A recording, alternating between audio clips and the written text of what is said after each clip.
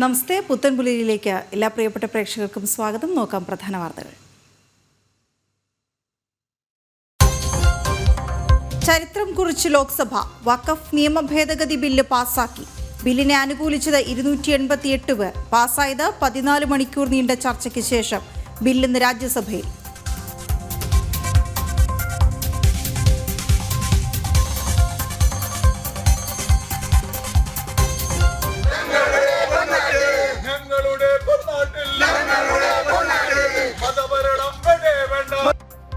മുനമ്പം ആഘോഷത്തിൽ. വഖഫ് ഭേദഗതി ബില്ല് പാസായതിൽ ആഹ്ലാദ പ്രകടനവുമായി മുനമ്പം ജനത. സമരപ്പന്തലിന് മുന്നിൽ പടക്കം പൊട്ടിച്ച ആഘോഷം.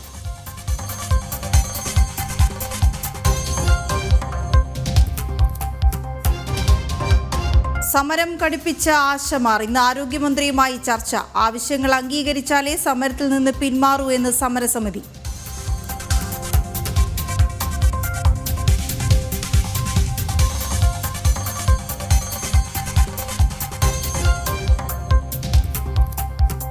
ധനവകുപ്പിന് കാറ് വാങ്ങാൻ വീണ്ടും പണം അനുവദിച്ച് സർക്കാർ. 72.10 ലക്ഷം അധിക ഫണ്ടായി അനുവദിച്ചത്. ട്രഷറി നിയന്ത്രണത്തിൽ ഇളവ് വരുത്തി. പണം അനുവദിച്ചത് നേരത്തെ 77 ലക്ഷം നൽകിയതിനു പുറമെ. ജനം ബ്രേക്കിംഗ്.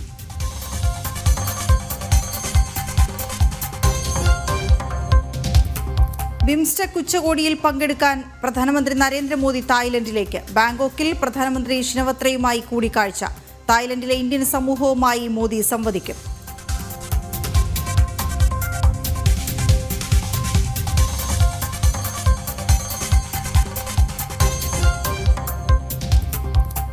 NDA സംസ്ഥാന നേതൃയോഗം ഇന്ന് ചേർത്തലയിൽ. തദ്ദേശ തെരഞ്ഞെടുപ്പ് ഒരുക്കങ്ങൾ മുഖ്യ അജണ്ട. രാജീവ് ചന്ദ്രശേഖർ സംസ്ഥാന അധ്യക്ഷനായ ശേഷമുള്ള ആദ്യ യോഗം.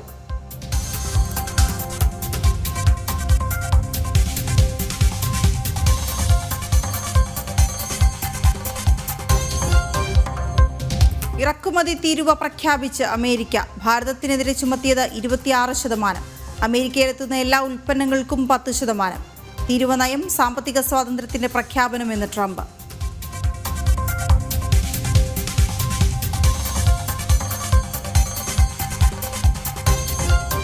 IPL-ൽ ബംഗളൂരുവിന് ആദ്യ തോൽവി. ഗുജറാത്ത് ടൈറ്റൻസിനോട് തോറ്റത് 8 വിക്കറ്റിന്. കൊൽക്കത്ത ഹൈദരാബാദ് പോരാട്ടം ഇന്ന്.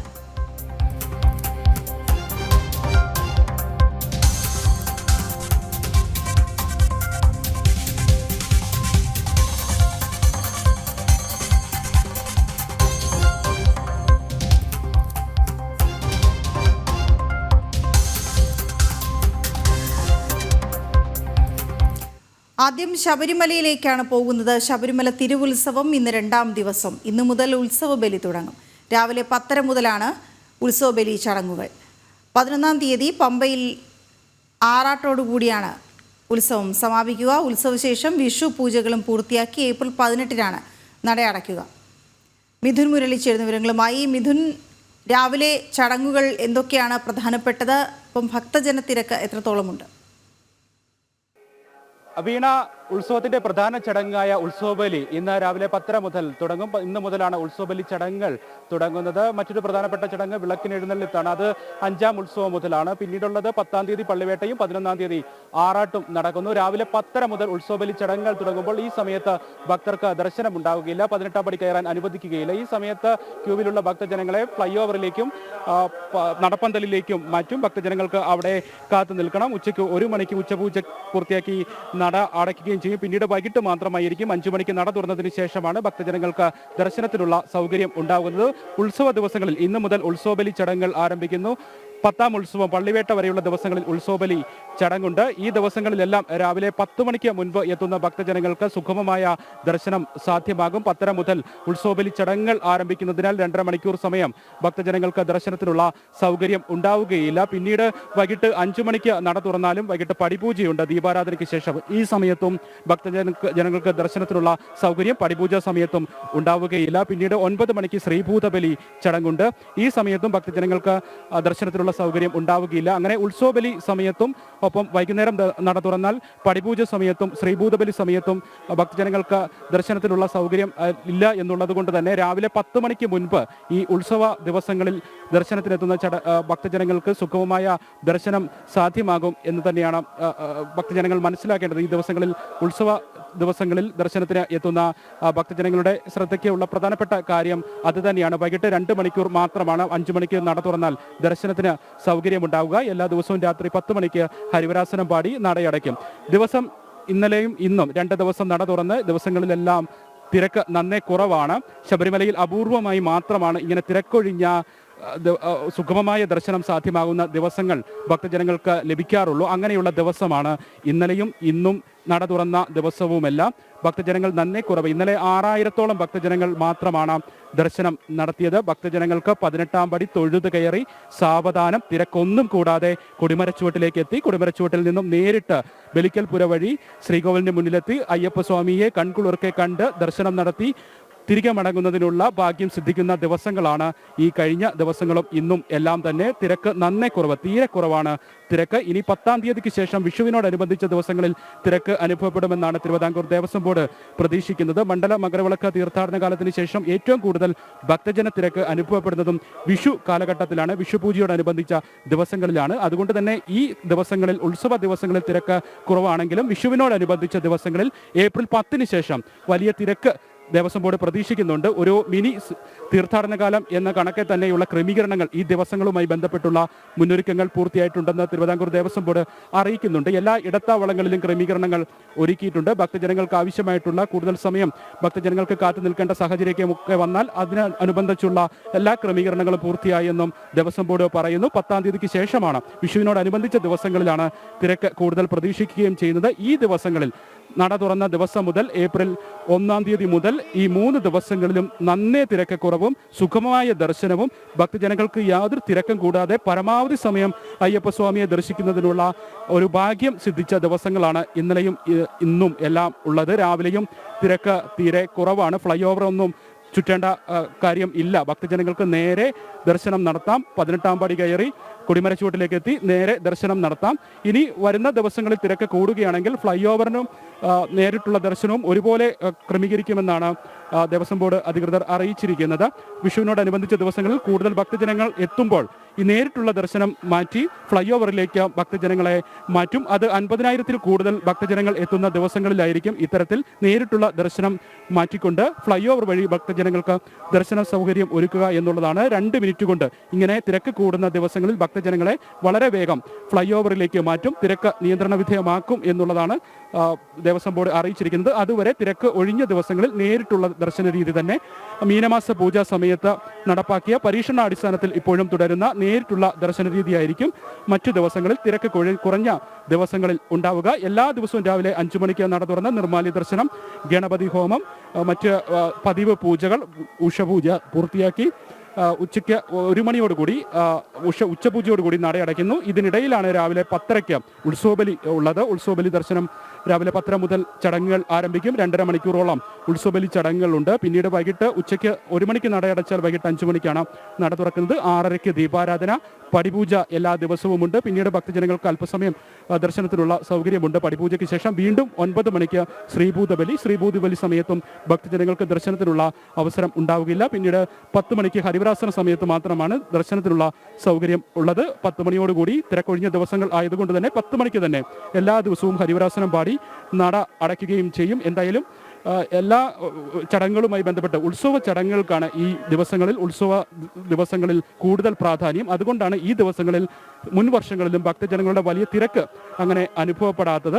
പക്ഷേ 10-ാം തീയതി ഏപ്രിൽ 10-ന് ശേഷമുള്ള ദിവസങ്ങളിൽ, വിഷുവിനോടനുബന്ധിച്ച ദിവസങ്ങളിൽ കൂടുതൽ ഭക്തജനങ്ങൾ, പ്രത്യേകിച്ച് അന്യ സംസ്ഥാനങ്ങളിൽ നിന്നൊക്കെ എത്തുന്ന ധാരാളം ഭക്തജനങ്ങൾ എത്താനുള്ള സാധ്യത, അത് സംബന്ധിച്ചിട്ടുള്ള മുന്നൊരുക്കങ്ങൾ എല്ലാ വിഭാഗങ്ങളോടും കൂടുതൽ വിന്യാസങ്ങൾ ആവശ്യപ്പെട്ടിട്ടുമുണ്ട്. പോലീസ് സേന, KSRTC, ആരോഗ്യ വിഭാഗം അടക്കമുള്ള എല്ലാ സേനകളോടും എല്ലാ വിഭാഗങ്ങളോടും ഈ വിഷുവിനോടനുബന്ധിച്ച് കൂടുതൽ വിന്യാസങ്ങളും കൂടുതൽ ക്രമീകരണങ്ങളും ദേവസ്വം ബോർഡ് ആവശ്യപ്പെട്ടിട്ടുണ്ട് എന്നുമാണ് മനസ്സിലാക്കാൻ കഴിയുന്നത്. എന്തായാലും ഇപ്പോൾ സുഗമമായ ദർശനം സാധ്യമാകുന്ന, ഏറ്റവും നല്ല ദർശനം സാധ്യമാകുന്ന, ഭക്തജനങ്ങൾക്ക് സന്തോഷത്തോടുകൂടി അയ്യപ്പസ്വാമിയെ കൺകുളിർക്കെ കണ്ട് അവരുടെ ആനന്ദ നിർവൃത്തിയോടുകൂടി മടങ്ങുന്നതിനുള്ള സൗകര്യം ഉള്ള ദിവസങ്ങളാണ് ഈ ദിവസങ്ങൾ എല്ലാം. ചോറൂണടക്കമുള്ള ചടങ്ങുകൾ ഉഷപൂജയ്ക്ക് ശേഷം ഉണ്ട്. കുഞ്ഞുങ്ങളൊക്കെ കുഞ്ഞുമാളികപ്പുറമൊക്കെ ഇവിടുന്നാ വരുന്നത്? കോഴിക്കോട് ജില്ലയിലെ രാമനാട്ടുകാര തിരക്കിലെ മോളെ ചോറൂണാണ്, ചോറൂണോണ്ട് വന്നതാണ്. നമ്മൾ ഗുരുസ്വാമിയാണ്, അയ്യപ്പേട്ടൻ സ്വാമിയാണ്. തൊഴുതോ? തൊഴുതു സാവധാനം തൊഴാനുള്ള തൊഴുത് നല്ല ഭംഗിയായിട്ട് ഭഗവാനെ കറക്റ്റായിട്ട് കണ്ടു. മനസ്സ് തൃപ്തിയായി. ഭഗവാനെ അത്രയും അടുത്ത് കാണാനും പിന്നെ ഇങ്ങനെ ഇത്ര കാലമായിട്ട് ഞാൻ ഇങ്ങനെ ഭഗവാനെ കണ്ടിട്ടില്ല. ഇത്രയും തിരക്കൊഴിഞ്ഞ് കാണാൻ സാധിച്ചിട്ടില്ല അല്ലേ? ഇല്ല, ഇത്രയും പിന്നെ തിരക്കൊഴിഞ്ഞ് ഭഗവാനെ കാണാൻ സാധിച്ചിട്ടില്ല എനിക്ക്. പിന്നെ ഈ പ്രാവശ്യം എനിക്ക് എൻ്റെ മോളെ ചോറൂണും ഇവിടെ വെച്ച് നടത്താൻ ഭാഗ്യം കിട്ടി. ഭഗവാനെ കറക്റ്റായിട്ട് നല്ലപോലെ തൊഴുത് മനസ്സിന് തൃപ്തിയായൊരു ഇതാണ് ഈ കൊല്ലം ഉണ്ടായത്. സംതൃപ്തിയോടുകൂടി തൊഴാനുള്ള ഒരു അവസരം കിട്ടി. അവസരം കിട്ടി. നല്ല അഭിപ്രായത്തിന്. എവിടുന്നാ വരുന്നേ? മല കയറിയപ്പോ എങ്ങനെ ഉണ്ടായിരുന്നു? മല കയറിയപ്പോ എങ്ങനെ ഉണ്ടായിരുന്നു? അവിടെ താഴെ തിരക്കൊക്കെ ഉണ്ടായിരുന്നോ? സുഖമായിട്ട് മല കയറി. ഈ ഭക്തജനങ്ങൾക്കെല്ലാം ഈ ദിവസങ്ങളിൽ വരുന്ന ഭക്തജനങ്ങളെല്ലാം അതീവ സന്തോഷത്തിലാണ്. നേരത്തെ ആ ഭക്തർ പറഞ്ഞതുപോലെ കൺകുളിർക്ക് അയ്യപ്പസ്വാമിയെ പരമാവധി സമയം ദർശിക്കാൻ കഴിഞ്ഞു എന്നുള്ളതാണ് അവരുടെ ഏറ്റവും വലിയ സന്തോഷം. ഈ കഴിഞ്ഞ ദിവസങ്ങളിൽ ഇന്നലെയും എല്ലാം എത്തിയ ഭക്തജനങ്ങൾക്കെല്ലാം ഇക്കാര്യം തന്നെയായിരുന്നു പറയാനുള്ളത്. പരമാവധി സമയം അയ്യപ്പസ്വാമിയെ ദർശിക്കാൻ സാധാരണ പരമാവധി 20 സെക്കൻഡ് വരെയൊക്കെയാണ് ഈ തിരക്കുള്ള ദിവസങ്ങളിൽ ഭക്തജനങ്ങൾക്ക് ഭഗവാനെ കാണുന്നതിനുള്ള ദർശിക്കുന്നതിനുള്ള സൗകര്യം ഉണ്ടാവുക. പക്ഷേ ഈ ദിവസങ്ങളിൽ പരമാവധി സമയം ദർശിക്കാൻ സാധിക്കുന്നു. തിരക്കില്ല. പരമാവധി സമയം ഭഗവാന് മുന്നിൽ നിന്നുകൊണ്ട് അനുഗ്രഹാശുസ്സുകളോടുകൂടി തിരികെ മടങ്ങുന്നതിനൊക്കെയുള്ള ഒരു ഭാഗ്യം സിദ്ധിക്കുന്നു എന്നുള്ളത് ഭക്തജനങ്ങളെ സംബന്ധിച്ചിടത്തോളം അത്രയും സന്തോഷം നൽകുന്ന കാര്യമാണ്. എവിടുന്നാ വരുന്നേ? ചെങ്ങന്നൂർ, തിരുവല്ല. തൊഴുതോ? തൊഴുതില്ല, ചോറൂണ് കഴിഞ്ഞിട്ട് തൊഴാനായിട്ടാണ്. കുഞ്ഞിന്റെ പേരെന്താ? വേദാന്ത. ഒരു വയസ്സ്. 1 വയസ്സ് കഴിഞ്ഞു. അപ്പോൾ തിരക്ക് കുറവുള്ളൊരു സമയമാണ്. ഇപ്പോൾ പരമാവധി സമയം പരമാവധി തൊഴാനൊക്കെയുള്ളൊരു സാവകാശമൊക്കെ ഉണ്ടല്ലോ. തീർച്ചയായും ഇന്ന് വളരെയധികം തിരക്ക് കുറവാണ്. നമ്മൾ വിചാരിച്ച തിരക്കുണ്ടാവും, കാരണം കൊടിയേറ്റ് കഴിഞ്ഞ് പിറ്റേ ദിവസമല്ലേ. അപ്പം പക്ഷേ ഇന്ന് തിരക്കില്ലായിരുന്നു. നേരത്തെ ഇത്രയും തിരക്കൊഴിഞ്ഞൊരു സമയത്ത് വരാൻ പറ്റും? ഇല്ലില്ല, ഒരിക്കലും. താഴെ എങ്ങനെയുണ്ട്? മല കയറി വന്നപ്പോൾ തിരക്കൊക്കെ ഉണ്ട്? തിരക്കില്ല, വളരെ തിരക്ക് കുറവാണ്. നമുക്ക് സുഖമായിട്ട് വരാൻ കഴിഞ്ഞു. നമ്മൾ പയ്യ കയറിയതും അപ്പോൾ നമുക്കിത് ചോറൂണ് കൊടുക്കേണ്ടതുകൊണ്ട് പയ്യ വന്നു നമ്മൾ. അപ്പം കുഴപ്പമില്ല, തിരക്കില്ല, നല്ല സൗകര്യമായിട്ട് കയറാനും പറ്റി. എല്ലാം നല്ല സൗകര്യമായിരുന്നു. ശബരിമല ഭക്തജന പ്രവാഹമാണ്. എല്ലാ ദിവസവും ഭക്തജന പ്രവാഹമാണ് എന്നുള്ള കാര്യമായിരിക്കും നമുക്ക് ശബരിമലയിൽ നിന്ന് എല്ലാ ദിവസവും റിപ്പോർട്ട് ചെയ്യുമ്പോൾ. മകരവിളക്ക് സമയത്തും ജനം TV സംഘത്തോടൊപ്പം ഞാനുണ്ടായിരുന്നു. അപ്പോൾ എല്ലാ ദിവസവും പറയാനുണ്ടാവുക ഭക്തജന പ്രവാഹമാണ് സന്നിധാനത്ത് എന്നുള്ള കാര്യമാണ്. പക്ഷേ ഇത്രയും തിരക്കൊഴിഞ്ഞ് സമാധാനത്തോടുകൂടി സന്തോഷത്തോടുകൂടി വളരെ സാവധാനത്തിൽ ഭഗവാനെ ദർശിച്ചു എന്ന് ഭക്തജനങ്ങൾ പറയുന്നത് വളരെ അപൂർവം ദിവസങ്ങളിൽ മാത്രമായിരിക്കും. അങ്ങനെയുള്ള ദിവസങ്ങളിൽ ഒന്നാണ് ഈ കഴിഞ്ഞ 3 ദിവസമായിട്ട് ഇവിടെ എത്തിയ ഭക്തജനങ്ങൾക്കെല്ലാം സാധ്യമാകുന്നത്. അങ്ങനെ ഭഗവാനെ ദർശിക്കുന്നതിനുള്ള ഒരു സൗകര്യമാണ്. ഇനി വരുന്ന ഭക്തജനങ്ങൾക്കും ഉത്സവ ദിവസങ്ങളിൽ വരുന്ന ഭക്തജനങ്ങളും പ്രത്യേകം ശ്രദ്ധിക്കാനുള്ള ഒരു കാര്യം, രാവിലെ 10 മണിക്ക് മുൻപ്, 5 മണിക്ക് നട തുറക്കും, 10 മണിക്ക് മുൻപായിട്ട് സന്നിധാനത്തേക്ക് എത്തുകയാണെങ്കിൽ ആ സമയത്ത് സുഗമമായ ദർശനം സാധ്യമാകും. 10:30യോടുകൂടി ഉത്സവബലി തുടങ്ങും. അതുകൊണ്ട് ആ സമയത്ത് നട അടയ്ക്കുകയായിരിക്കും. ആ സമയത്ത് ഭക്തജനങ്ങൾക്ക് കാത്തു നിൽക്കേണ്ടി വരും. ഉത്സവബലി ചടങ്ങുകൾ 2.5 മണിക്കൂറോളം ഉണ്ട്. ആ സമയത്ത് ഭക്തജനങ്ങൾക്ക് നടപ്പന്തലിലും ഫ്ലൈ ഓവറിലും ഒക്കെ ആയിട്ട് കാത്തു നിൽക്കേണ്ടി വരും. വൈകിട്ട് 5 മണിക്ക് നട തുറന്നാലും പിന്നീട് 2 മണിക്കൂർ മാത്രമേ ദർശനത്തിനുള്ള സമയം കിട്ടത്തുള്ളൂ. പടിപൂജയും ശ്രീഭൂതബലിയും ഒക്കെ ഉണ്ട്.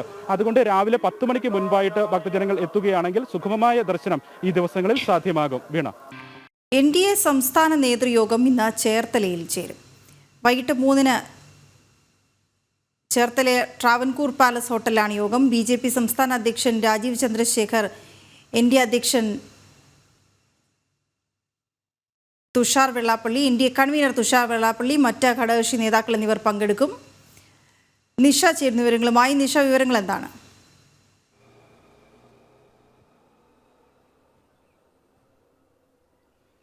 വീണ, ഗുഡ് മോർണിംഗ്. NDA സംസ്ഥാന നേതൃയോഗം ഇന്ന് ചേർത്തലയിലാണ്. വൈകിട്ട് 3 മണിക്കാണ് NDA സംസ്ഥാന നേതൃയോഗം ചേർത്തലയിൽ ചേരുന്നത്. ചേർത്തല ട്രാവൻകൂർ പാലസ് ഹോട്ടലിലാണ് നേതൃയോഗം ചേരുന്നത്. BJP സംസ്ഥാന അധ്യക്ഷൻ രാജീവ് ചന്ദ്രശേഖർ, NDA കൺവീനർ തുഷാർ വെള്ളാപ്പള്ളി, മറ്റ് ഘടകകക്ഷി നേതാക്കൾ എന്നിവരെല്ലാവരും തന്നെ ഇന്നത്തെ NDA നേതൃയോഗത്തിൽ പങ്കെടുക്കുന്നുണ്ട്. ഇന്നത്തെ യോഗത്തിന്റെ പ്രത്യേകത എന്ന് പറയുന്നത് BJP സംസ്ഥാന അധ്യക്ഷനായി ചുമതലയേറ്റ ശേഷം രാജീവ് ചന്ദ്രശേഖർ പങ്കെടുക്കുന്ന NDAയുടെ ആദ്യ നേതൃയോഗമാണ് നേതൃയോഗമാണ് ചേർത്തലയിൽ നടക്കുന്നത്. രാജീവ് ചന്ദ്രശേഖർ ഉച്ചയോടുകൂടി തന്നെ ചേർത്തലയിലെത്തും. പെരുന്നയിലെത്തി ജി സുകുമാരൻ നായരെയും ഒപ്പം തന്നെ വെള്ളാപ്പള്ളി നടേശനെയും, കണിച്ചുകുളങ്ങരയിലെത്തി വെള്ളാപ്പള്ളി നടേശനെയും ഒക്കെ ഇന്ന് അദ്ദേഹം സന്ദർശിച്ചേക്കും. അതിനുശേഷമായിരിക്കും ഇന്ന് NDA നേതൃയോഗത്തിൽ പങ്കെടുക്കാനായി ചേർത്തലയിലേക്ക് രാജീവ് ചന്ദ്രശേഖർ എത്തുക. പ്രധാനമായും തദ്ദേശ തെരഞ്ഞെടുപ്പാണ് വരുന്നത്. തദ്ദേശ തെരഞ്ഞെടുപ്പ് മുന്നിൽ നിർത്തിക്കൊണ്ടുള്ള കാര്യങ്ങൾ തന്നെയായിരിക്കും ഇന്നത്തെ നേതൃയോഗത്തിലെ പ്രധാന അജണ്ട. ഘടകകക്ഷികളെ ശക്തിപ്പെടുത്തി ഒറ്റക്കെട്ടായി മുന്നോട്ട് കൊണ്ടുപോയി മുന്നണിയെ ശക്തിപ്പെടുത്തുക എന്ന് തന്നെയായിരിക്കും പ്രധാനമായും ഇന്നത്തെ യോഗത്തിൽ ചർച്ച ചെയ്യുക. നമുക്കറിയാം, കഴിഞ്ഞ ലോക്സഭാ തെരഞ്ഞെടുപ്പിൽ വലിയ നേട്ടം BJP NDA മുന്നണി പലയിടങ്ങളിലും വലിയ നേട്ടമുണ്ടാക്കിയിരുന്നു. ആ രീതിയിൽ തന്നെ താഴെത്തട്ട് മുതൽ തന്നെ പാർട്ടിയെ ശക്തിപ്പെടുത്തി മുന്നണി സംവിധാനത്തെ ഒറ്റക്കെട്ടായി മുന്നോട്ട് കൊണ്ടുപോകുന്ന കാര്യങ്ങളടക്കമായിരിക്കും ഇന്നത്തെ നേതൃയോഗം പ്രധാനമായും ചർച്ച ചെയ്യുക. നേതൃയോഗത്തിനുള്ള എല്ലാ ഒരുക്കങ്ങളും ചേർത്തല ട്രാവൻകൂർ പാലസ് ഹോട്ടലിൽ പൂർത്തിയായിട്ടുണ്ട്. ഇന്നത്തെ യോഗത്തിന്റെ പ്രധാന ക്രമീകരണം എന്ന് പറയുന്നത് 2 മണിയോടുകൂടി നേതാക്കളെല്ലാം 2 മണിയോടുകൂടി ചേർത്തല ട്രാവൻകൂർ പാലസിലെത്തും. ആദ്യം നടക്കുന്നത് BDJSന്റെ നേതൃയോഗമാണ്. BDJS യോഗത്തിന് ശേഷം 3 മണിയോടുകൂടി NDA നേതൃയോഗം. ആ രീതിയിലാണ് ക്രമപ്പെടുത്തിയിരിക്കുന്നത്. NDA നേതൃയോഗത്തിന് ശേഷം നേതാക്കൾ, BJP സംസ്ഥാന അധ്യക്ഷനടക്കമുള്ള ആളുകൾ മാധ്യമങ്ങളെ കാണും. എടുത്ത തീരുമാനങ്ങൾ യോഗത്തിൽ പ്രധാനമായും ചർച്ച ചെയ്ത എടുത്ത തീരുമാനങ്ങൾ മാധ്യമങ്ങളെ അറിയിക്കും. ആ രീതിയിലാണ് ഇന്നത്തെ NDA നേതൃയോഗം ക്രമീകരിച്ചിട്ടുള്ളത്. നേരത്തെ സൂചിപ്പിച്ചതുപോലെ തന്നെ പലയിടങ്ങളിലും കഴിഞ്ഞ ലോക്സഭാ തെരഞ്ഞെടുപ്പിൽ വലിയ മുന്നേറ്റം ഉണ്ടാക്കാൻ NDAക്ക് സാധിച്ചിട്ടുണ്ട്. ഈ രീതിയിൽ തന്നെ പാർട്ടി സംവിധാനം, മുന്നണി സംവിധാനം ഒന്നുകൂടി ശക്തിപ്പെടുത്തി മുന്നോട്ട് കൊണ്ടുപോകുക, അതിനായി ഘടകകക്ഷികളെ ഒരുക്കുക എന്ന് തന്നെയാണ് പ്രധാനപ്പെട്ട അജണ്ട. കൂടുതൽ ഘടകകക്ഷികൾ മുന്നണിയിലേക്ക് NDAയിലേക്ക് വരാൻ പോകുന്ന ഒരു സാഹചര്യം കൂടി നിലനിൽക്കുന്നുണ്ട്. ഈ സാഹചര്യത്തിൽ മുന്നണി സംവിധാനത്തെ ഒറ്റക്കെട്ടായി മുന്നോട്ട് നയിക്കുക എന്നത് തന്നെയാണ് ഇന്നത്തെ പ്രധാനപ്പെട്ട അജണ്ട എന്ന് പറയുന്നത്. മാത്രമല്ല, ആലപ്പുഴയിലേക്ക് വരികയാണെങ്കിൽ ആലപ്പുഴയുടെ തെക്കൻ മേഖലകളിൽ കായംകുളത്തും ഹരിപ്പാടും ഒക്കെ വലിയ മുന്നേറ്റം NDA ഉണ്ടാക്കിയിരുന്നു കഴിഞ്ഞ ലോക്സഭാ തെരഞ്ഞെടുപ്പിൽ. ആ രീതിയിൽ സംസ്ഥാനത്തിന്റെ പലയിടങ്ങളിലും NDA തരംഗം തന്നെ ഉണ്ടായിട്ടുണ്ട്. ആ രീതിയിൽ തന്നെ പാർട്ടിയെ ശക്തിപ്പെടുത്തി മുന്നോട്ട് കൊണ്ടുപോകുക എന്നതാണ് ഇന്ന് നടക്കുന്ന നേതൃയോഗത്തിൽ പ്രധാനമായും ചർച്ച ചെയ്യുക. രാജീവ് ചന്ദ്രശേഖർ BJPയുടെ സംസ്ഥാന അധ്യക്ഷനായി ചുമതലയേറ്റ ശേഷമുള്ള ആദ്യത്തെ നേതൃയോഗമാണ്. പ്രധാനപ്പെട്ട തീരുമാനങ്ങളൊക്കെ തന്നെ ഇന്നത്തെ ഈ നേതൃയോഗത്തിൽ ഉണ്ടാകുമെന്ന് തന്നെയാണ് പ്രതീക്ഷിക്കുന്നത്. ഉച്ചയ്ക്ക് 3 മണിയോടുകൂടി ചേർത്തല ട്രാവൻകൂർ പാലസ് ഹോട്ടലിലാണ് NDAയുടെ സംസ്ഥാന നേതൃയോഗം ഇന്ന് നടക്കുന്നത്. വീണ. ശരി നിഷ. തുല്യനീതി ഉറപ്പാക്കാൻ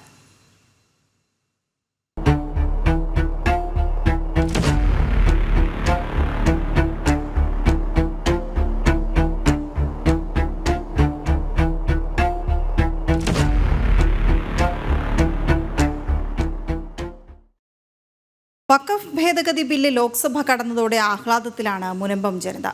രാജ്യസഭയും ബില്ല് പാസാക്കി രാഷ്ട്രപതിയുടെ അംഗീകാരത്തോടെ ബില്ല് നിയമമാകുമ്പോൾ മുനമ്പം ജനതയുടെ ഏറെ നാളത്തെ പ്രശ്നത്തിനാണ് പരിഹാരമാകുന്നത്.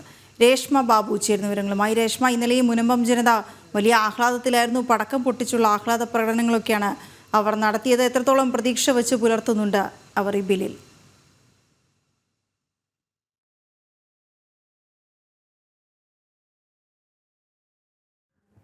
രേഷ്മ, കേൾക്കാൻ കഴിയുന്നുണ്ടെങ്കിൽ ഇന്നലെയും ഈ വഖഫ് ഭേദഗതി ബിൽ ലോക്സഭയിൽ അവതരിപ്പിക്കുമ്പോൾ മുനമ്പത്തെ പേരെടുത്തു കേന്ദ്രമന്ത്രി പലതവണ പരാമർശിക്കുമ്പോഴൊക്കെയും വലിയ ആഹ്ലാദ പ്രകടനമായിരുന്നു മുനമ്പത്ത് നടന്നത്. ഏറെ നാളത്തെ അവരുടെ സമരം ഫലപ്രാപ്തിയിലേക്ക് എത്തുകയാണ്. അതിജീവനത്തിനായുള്ള സമരം. എന്താണ് അവരുടെ പൊതുവികാരം?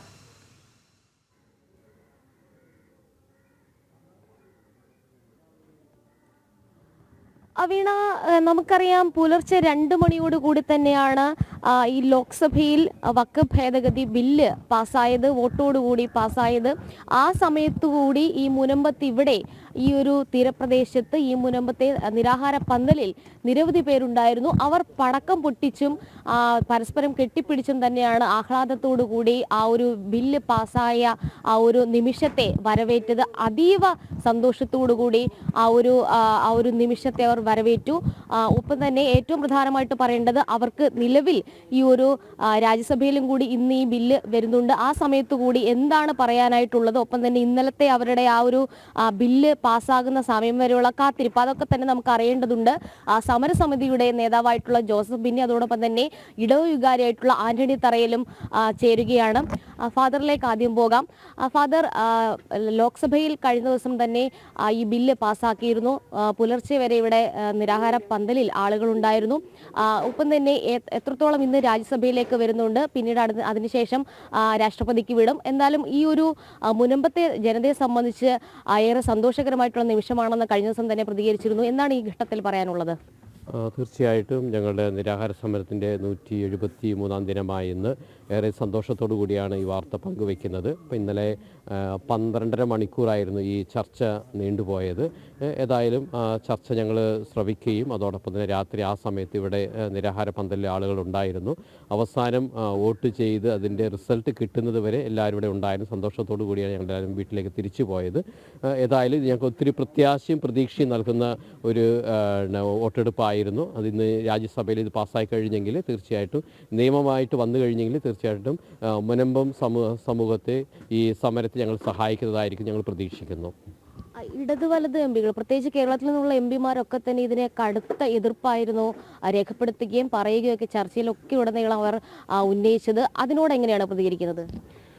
അതെങ്കിൽ നമ്മൾ കത്തോലിക്ക സഭ ഒരുമിച്ച് നിന്നുകൊണ്ട് KCBCയും CBCയെയും നീതിക്ക് വേണ്ടിയുള്ള പോരാട്ടത്തിൽ 610 കുടുംബങ്ങളെ നീതി അവിടെ നടപ്പിലാക്കണമെന്ന ചിന്തയോടുകൂടി അവർ നേരത്തെ തന്നെ കത്ത് അയച്ചിരുന്നു.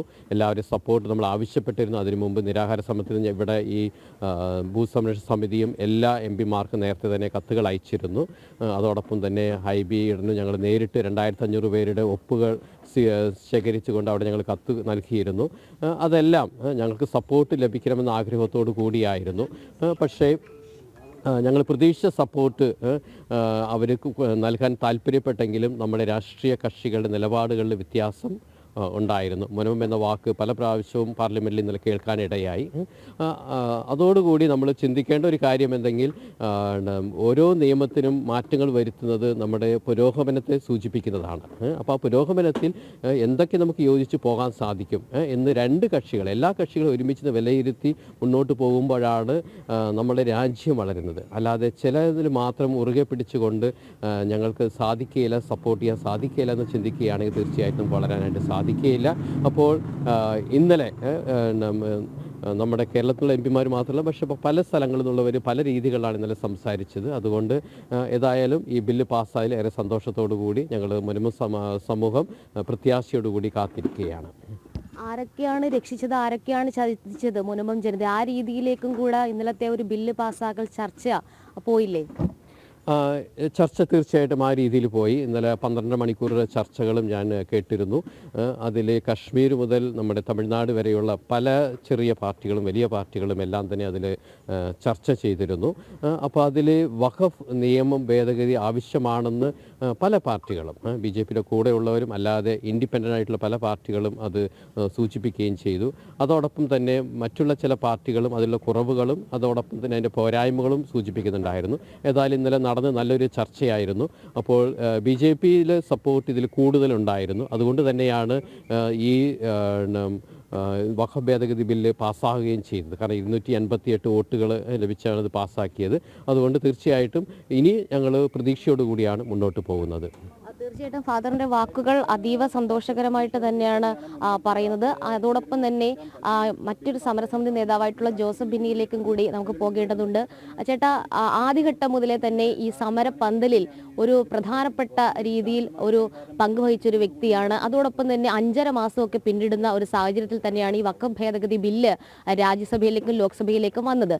കഴിഞ്ഞ ദിവസം 14 മണിക്കൂറിലേറെയുള്ള ചർച്ച, അതിൽ എല്ലാ തരത്തിലും TV ഇവിടെ നിന്നും മുനമ്പം ജനത, സമരസമിതി നേതാക്കൾ അടക്കം അത് വീക്ഷിക്കുകയും ചെയ്തു.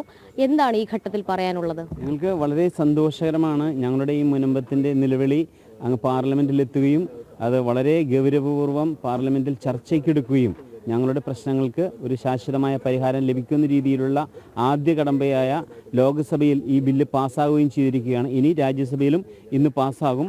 ഇതിൻ്റെ പിന്നിൽ പ്രവർത്തിച്ച ഒത്തിരിയേറെ കരങ്ങളുണ്ട്. നമ്മൾ എടുത്തു പറയേണ്ട വ്യക്തികളിൽ ന്യൂനപക്ഷ മോർച്ചയുടെ ജിജി ജോസഫ് വളരെയധികം താല്പര്യത്തോടെ തുടക്കം മുതൽ തന്നെ ഉണ്ടായിരുന്നു. അതേപോലെ അഡ്വക്കേറ്റ് ഷോൺ ജോർജ്, രാജീവ് ചന്ദ്രശേഖർ, അനൂപ് ആൻ്റണി തുടങ്ങിയവരുടെ എല്ലാം പ്രവർത്തനങ്ങൾ ഇതിൻ്റെ പിന്നിൽ ശക്തമായിട്ടുണ്ട്.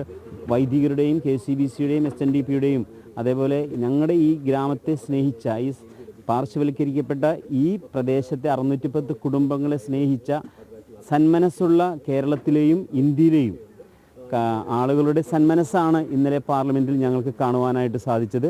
ഞങ്ങളുടെ പ്രശ്നങ്ങൾക്ക് പരിഹാരം ഇതിലൂടെ കാണും. അതിൻ്റെ ആദ്യപടി ഇപ്പോൾ കഴിഞ്ഞിരിക്കുകയാണ്. ഇനി തൊട്ടടുത്ത ദിവസങ്ങളിൽ തന്നെ ഞങ്ങളുടെ പ്രശ്നങ്ങൾ, അതായത് റവന്യൂ അവകാശങ്ങൾ പുനഃസ്ഥാപിച്ച് കിട്ടുകയും ചെയ്യും. കേരളത്തിൽ നിന്നുള്ള MP-മാർ കഴിഞ്ഞ ദിവസം സ്വീകരിച്ച നിലപാട്, അത് വഖഫ് ബില്ലിനെ എതിർത്തുകൊണ്ട് വളരെ വലിയ രീതിയിൽ എതിർത്തുകൊണ്ടുള്ള ഒരു ചർച്ചയായിരുന്നു കഴിഞ്ഞ ദിവസം നടന്നത്. ഹൈബി ഈഡനാണെങ്കിലും അതോടൊപ്പം തന്നെ K. രാധാകൃഷ്ണനൊക്കെ ആണെങ്കിലും ഇതൊരു മുനവം ജനതയ്ക്കുള്ള ഒരു തിരിച്ചറിവ് കൂടിയല്ലേ? തീർച്ചയായിട്ടും ഞങ്ങളുടെ മനസ്സുകൾക്ക് വളരെയേറെ വിഷമതകളാണ് ഇന്നലെ ഉണ്ടായിട്ടുള്ളത്. കാരണം ഒരു ബദൽ സംവിധാനം 3 വർഷവും 3 മാസവുമായി കേരളത്തിലെ പ്രതിപക്ഷത്തുള്ള 28 MP-മാർക്ക് ഈ പ്രശ്നം പരിഹരിക്കുന്നതിന് ഒരു ബദൽ സംവിധാനം മുന്നോട്ട് വയ്ക്കാമായിരുന്നു. ഞങ്ങളുടെ ശബ്ദമായി അവർക്ക് മാറാമായിരുന്നു. പക്ഷേ ഒരു വാക്ക് പോലും ഞങ്ങളെക്കുറിച്ച് അവർ പരാമർശിച്ചിരുന്നില്ല. ഇന്നലെ ഇത് ഇത്രയും പ്രധാനമന്ത്രിയും നിർമ്മലാ സീതാരാമനും അതേപോലെ തന്നെ കിരൺ റിജിജുവും അമിത്ഷായുമെല്ലാം ഇത് സംസാരിക്കുമ്പോഴാണ് അവരുടെയും സംസാരത്തിൽ മുൻപും പേര് പരാമർശിച്ചത്. ഞങ്ങൾക്ക് വളരെയേറെ വേദനയുണ്ട്. അത് ഞങ്ങളെ എന്നും ആ തിരിച്ചറിവ് ഞങ്ങൾക്കുണ്ടാവുകയും ചെയ്യും. രാഷ്ട്രീയ നിലപാടിലേക്ക് വഴിവെക്കൂ? നമുക്ക് ഒന്നും പറയാൻ, രാഷ്ട്രീയ നിലപാടിലേക്ക് ഞങ്ങൾ സെപ്റ്റംബർ 27-ാം തീയതി വഞ്ചി സ്ക്വയറിൽ നടന്ന ഞങ്ങളുടെ ശ്രദ്ധ ക്ഷണിക്കൽ സമരത്തിൽ തന്നെ നമ്മുടെ MP ആയ ഇവിടുത്തെ ബഹുമാനപ്പെട്ട ഹൈബി ഈഡൻ സാറിൻ്റെ അടുത്ത് ഞങ്ങൾ പറഞ്ഞിരുന്നു, ഇത് അടിയന്തിരമായി ഇത് ഇടപെട്ട് പ്രശ്നം പരിഹരിച്ചില്ലെങ്കിൽ കേരളത്തിൽ ഒരു രാഷ്ട്രീയ ധ്രുവീകരണത്തിന് കാരണമായി തീരുമെന്ന് അദ്ദേഹത്തിനോട് ഞങ്ങൾ അവിടെ വെച്ച് തന്നെ പരാമർശിച്ചിരുന്നതാണ്. പക്ഷെ അത് വരുന്ന ആളുകളിൽ ശരിയായ രീതിയിൽ മനസ്സിലാക്കാൻ സാധിക്കും. വീണ, നമ്മളിവിടെ എടുത്തു പറയേണ്ടത്, നാളുകളായിട്ട് ഇവർ നടത്തുന്ന സമരം, അതിനനുസൃതമായിട്ട് അവർ പരാതികൾ വിവിധയിടങ്ങളിൽ, പ്രത്യേകിച്ച് ഇവിടുത്തെ MP-മാർ അതോടൊപ്പം തന്നെ മറ്റ് രാഷ്ട്രീയ നേതാക്കൾ, ഇവർക്ക് മുന്നിലൊക്കെ തന്നെ പരാതികൾ ഉന്നയിക്കുന്നത്. പക്ഷെ അതിലൊന്നും തന്നെ കൃത്യമായിട്ടുള്ള അഭിപ്രായ പ്രകടനം നടത്താനായിട്ട് ഇവിടുത്തെ UDF നേതാക്കന്മാരോ അതോടൊപ്പം തന്നെ LDF നേതാക്കന്മാരോ തയ്യാറായിരുന്നില്ല. ഹൈബി ഈഡൻ MP-ക്ക് ഭീമഹർജി നൽകിക്കൊണ്ടുള്ള പ്രതിഷേധ മാർച്ചൊക്കെ നടത്തിയെങ്കിലും അതിലും കൃത്യമായിട്ടുള്ളൊരു മറുപടി അദ്ദേഹത്തിന്റെ ഭാഗത്തുനിന്നും ഉണ്ടായില്ല. പക്ഷേ ആദ്യഘട്ടം മുതലേ BJP ഉൾപ്പെടെയുള്ള ദേശീയവാദ പ്രസ്ഥാനങ്ങളൊക്കെ തന്നെ വലിയ രീതിയിലുള്ള പിന്തുണ, അകമഴിഞ്ഞ പിന്തുണ ഈ സമരസമിതിക്കും അതോടൊപ്പം തന്നെ മുനമ്പം ജനതയ്ക്കും നൽകിയിരുന്നു. അത് അവർ ഓർത്തെടുക്കുകയും ചെയ്യുന്നുണ്ട്. ഏറ്റവും പ്രധാനമായിട്ടും പറയേണ്ടത് 174-ാം ദിവസത്തിലേക്കാണ് മുനമ്പം ജനത നടത്തുന്ന നിരാഹാര സമരം, റിലേ നിരാഹാര സമരം പിന്നിടുന്നത്. 404 ഏക്കറോളം ഭൂമിയിന്മേലാണ് വഖഫ് തങ്ങളുടേതാണ് ഈ സ്വത്ത് എന്നുള്ള രീതിയിൽ അവകാശവാദം ഉന്നയിച്ചിട്ടുള്ളത്. അത് ഹൈക്കോടതിയിലടക്കം ആദ്യഘട്ടത്തിൽ ചോദ്യം ചെയ്യപ്പെട്ട ഒരു സാഹചര്യമുണ്ട്. 600-ലേറെ കുടുംബങ്ങൾ ഈ വഴിയാധാരമാകുന്ന ഒരു പശ്ചാത്തലം കൂടി ഇതിനുണ്ട്. ആ ഒരു ഘട്ടത്തിൽ തന്നെയാണ് കഴിഞ്ഞ 5.5 മാസങ്ങൾക്ക് മുൻപ് ഈ മുനമ്പത്തെ ഈ തീരദേശ ജനത ഈ പള്ളി അങ്കണത്തിൽ ഇവിടെ നിരാഹാര സമരം ഇരിക്കുവാൻ തുടങ്ങിയത്. വിവിധ രാഷ്ട്രീയ പ്രസ്ഥാനങ്ങൾ, സംഘടനകളൊക്കെ തന്നെ പിന്തുണയുമായിട്ട് വന്നുവെങ്കിലും കേവലം പേരിന് മാത്രമായിരുന്നു UDF പ്രതിനിധികളും അതോടൊപ്പം തന്നെ സംസ്ഥാന സർക്കാരിന്റെ പ്രതിനിധികളും ഇങ്ങോട്ടേക്ക് എത്തിയത്. നമുക്കറിയാം, മുനമ്പത്ത് ജുഡീഷ്യൽ കമ്മീഷനെ നിയോഗിച്ചുകൊണ്ടുള്ള ഒരു പ്രശ്ന പരിഹാരത്തിലേക്ക് ആദ്യഘട്ടത്തിൽ സംസ്ഥാന സർക്കാർ വന്നിരുന്നു. അത് കണ്ണിൽ പൊടിയിടാനായിട്ടുള്ള ഒരു ശ്രമമെന്ന് ഹൈക്കോടതി പോലും കണ്ടെത്തിയ സാഹചര്യമുണ്ട്. എന്തായാലും വഖഫ് ഭേദഗതി ബില്ല് പൂർണ്ണമായിട്ടും പാസ്സായിക്കൊണ്ട് നിയമമാകുന്ന ഒരു സാഹചര്യത്തിൽ മാത്രമാണ് ഈ പറയുന്ന മുനമ്പം ജനതയ്ക്ക് നീതി ലഭിക്കുകയുള്ളൂ. അവരുടെ ഏറ്റവും വലിയ ഒരു പ്രശ്നത്തിന് പരിഹാരമാവുകയുള്ളൂ. അതിന്റെ ഒരു സന്തോഷം തന്നെയാണ്. അതായത് ലോക്സഭ കടന്ന ഒരു സാഹചര്യത്തിൽ നിന്ന് രാജ്യസഭയിലേക്ക് വരുന്നു. ഇനി അത് രാഷ്ട്രപതിയിലേക്ക് മുന്നിലേക്ക് അംഗീകാരത്തിനായിട്ട് വിടും. അതിനുശേഷമാണ് സ്വാഭാവികമായിട്ടും നിയമമായിട്ട് മാറുകയും ചെയ്യുന്നത്. അതോടുകൂടിയാണ് ഈ മുനമ്പം ജനത ഇന്ന് അനുഭവിക്കുന്ന ഈ കണ്ണുനീരിന് ഒരു അറുതി ഉണ്ടാകുകയുള്ളൂ. വീണ, രശ്മ, മറ്റൊന്നിത് ഈ വിഷയം ഇന്ന് കോടതിയിലും ഉണ്ടല്ലോ. ഈ ജുഡീഷ്യൽ കമ്മീഷനെ നിയോഗിച്ചത് റദ്ദാക്കിയ സിംഗിൾ ബെഞ്ച് ഉത്തരവിനെതിരായ അപ്പീൽ, അതിന്റെ വിവരങ്ങൾ എന്താണ്? വീണ, ഈ ഒരു സമാനമായിട്ടുള്ള വിഷയം തന്നെയാണ് അവിടെ ഉള്ളത്. അതായത് മുനമ്പത്ത് ജുഡീഷ്യൽ കമ്മീഷനെ നിയമിച്ച സംസ്ഥാന സർക്കാരിന്റെ നടപടി ഹൈക്കോടതിയുടെ സിംഗിൾ ബെഞ്ചാണ് കഴിഞ്ഞ മാസം റദ്ദാക്കിയത്. ഇത് ചോദ്യം ചെയ്തുകൊണ്ട് സംസ്ഥാന സർക്കാർ തന്നെയാണ് ഹൈക്കോടതി ഡിവിഷൻ ബെഞ്ചിന് മുന്നിൽ അപ്പീൽ നൽകിയത്. ഈ അപ്പീലിന്മേൽ വിശദമായിട്ടുള്ള ഒരു വാദം തന്നെയാണ് ഡിവിഷൻ ബെഞ്ചിന് മുന്നിൽ നടക്കുക. കഴിഞ്ഞ തവണ ഈ അപ്പീൽ പരിഗണിച്ച സമയത്ത് സംസ്ഥാന സർക്കാർ മുന്നോട്ട് വെച്ച ഒരു ഇടക്കാല ആവശ്യം അല്ലെങ്കിൽ ഒരു ആശ്വാസം എന്നുള്ള രീതിയിൽ ഈ പറയുന്ന മുനമ്പത്തെ ജുഡീഷ്യൽ കമ്മീഷന്റെ പ്രവർത്തനങ്ങൾ താൽക്കാലികമായിട്ട് അല്ലെങ്കിൽ അത് പുനരാരംഭിക്കുവാനായിട്ടുള്ള ഒരു അവസരം നൽകണം, അനുമതി നൽകണം എന്നുള്ള ഒരു ആവശ്യമായിരുന്നു മുന്നോട്ട് വെച്ചത്. അതിന്മേൽ ഒരു വിശദമായിട്ടുള്ള ഒരു വാദം വേണമെന്നുള്ള ഒരു നിലപാട് തന്നെയാണ് ഡിവിഷൻ ബെഞ്ച് സ്വീകരിച്ചത്. അതിന്റെ അടിസ്ഥാനത്തിൽ തന്നെയാണ് ഇന്നത്തേക്ക് ഈ അപ്പീൽ ഹർജി മാറ്റിയിട്ടുള്ളത്. പ്രധാനമായിട്ടും സംസ്ഥാന സർക്കാർ വാദിക്കുന്ന ഒരു കാര്യം എന്ന് പറയുന്നത് സിംഗിൾ ബെഞ്ച് വസ്തുതകൾ പരിശോധിക്കാതെയാണ് ഈ പറയുന്ന മുനമ്പത്തെ ജുഡീഷ്യൽ കമ്മീഷന്റെ നിയമനം അത് റദ്ദാക്കിയത്. സംസ്ഥാന സർക്കാരിന് ജുഡീഷ്യൽ കമ്മീഷനെ നിയോഗിക്കാനായിട്ടുള്ള എല്ലാ അധികാരവുമുണ്ട്, നിയമപരമായിട്ടുള്ള അവകാശമുണ്ട് എന്ന് തന്നെയാണ് സംസ്ഥാന സർക്കാർ ഹൈക്കോടതിയിൽ മുന്നോട്ട് വെച്ചിട്ടുള്ള പ്രധാനപ്പെട്ട വാദം. അതുകൊണ്ട് തന്നെ സിംഗിൾ ബെഞ്ച് ഈ മുനമ്പത്ത് ജസ്റ്റിസ് CN രാമചന്ദ്രൻ നായർ കമ്മീഷനെ നിയമിച്ച നടപടി റദ്ദാക്കിയ ആ ഒരു ഉത്തരവ് റദ്ദാക്കണം എന്നുള്ളത് തന്നെയാണ് നിലവിൽ ഹൈക്കോടതി ഡിവിഷൻ ബെഞ്ചിന് മുന്നിൽ സംസ്ഥാന സർക്കാർ നൽകിയിട്ടുള്ള അപ്പീലിലെ പ്രധാനപ്പെട്ട ആവശ്യം. എന്തായാലും ഈ പറയുന്ന വഖഫ് ഭേദഗതി ബില്ല് പാസ്സാകുന്നതോടുകൂടി ഈ ജുഡീഷ്യൽ കമ്മീഷന്റെ പ്രസക്തിയൊക്കെ തന്നെ ഇല്ലാതാവുകയും ചെയ്യും. എന്തായാലും ഒരു സ്വാഭാവികമായിട്ടുള്ള നടപടിക്രമങ്ങൾ ഈ പറയുന്ന ഹൈക്കോടതിയിൽ നടക്കുകയും ചെയ്യും. എന്തായാലും ഡിവിഷൻ ബെഞ്ചിന് മുന്നിലാണ് സംസ്ഥാന സർക്കാർ നൽകിയിട്ടുള്ള ഈ ജുഡീഷ്യൽ കമ്മീഷൻ നിയമനം അത് റദ്ദാക്കിയ സിംഗിൾ ബെഞ്ചിന്റെ നടപടി ചോദ്യം ചെയ്ത അപ്പീൽ ഹർജി വരുന്നത്. ഡിവിഷൻ ബെഞ്ചിന് മുന്നിൽ ഇന്ന് വിശദമായിട്ട് വാദം നടക്കുക. വീണ്ടും ഈ ജുഡീഷ്യൽ കമ്മീഷന്റെ അതിന്റെ പ്രവർത്തനങ്ങൾ അത് പുനരാരംഭിക്കാനായിട്ടുള്ള അനുമതി വേണമെന്ന സംസ്ഥാന സർക്കാരിന്റെ ആവശ്യത്തിന്മേൽ തന്നെയാണ്. വീണ. ശരി രേഷ്മ. അതേസമയം ലോക്സഭ കടന്ന വഖഫ് ഭേദഗതി ബിൽ ഇന്ന് രാജ്യസഭയിൽ അവതരിപ്പിക്കും. 14 മണിക്കൂർ നീണ്ട ചർച്ചയ്ക്കും വോട്ടെടുപ്പിനുമൊടുവിൽ 288 പേരുടെ പിന്തുണയോടെയാണ് ബിൽ ലോക്സഭയിൽ പാസ്സായത്. 232 പേർ ബില്ലിനെ എതിർത്തു.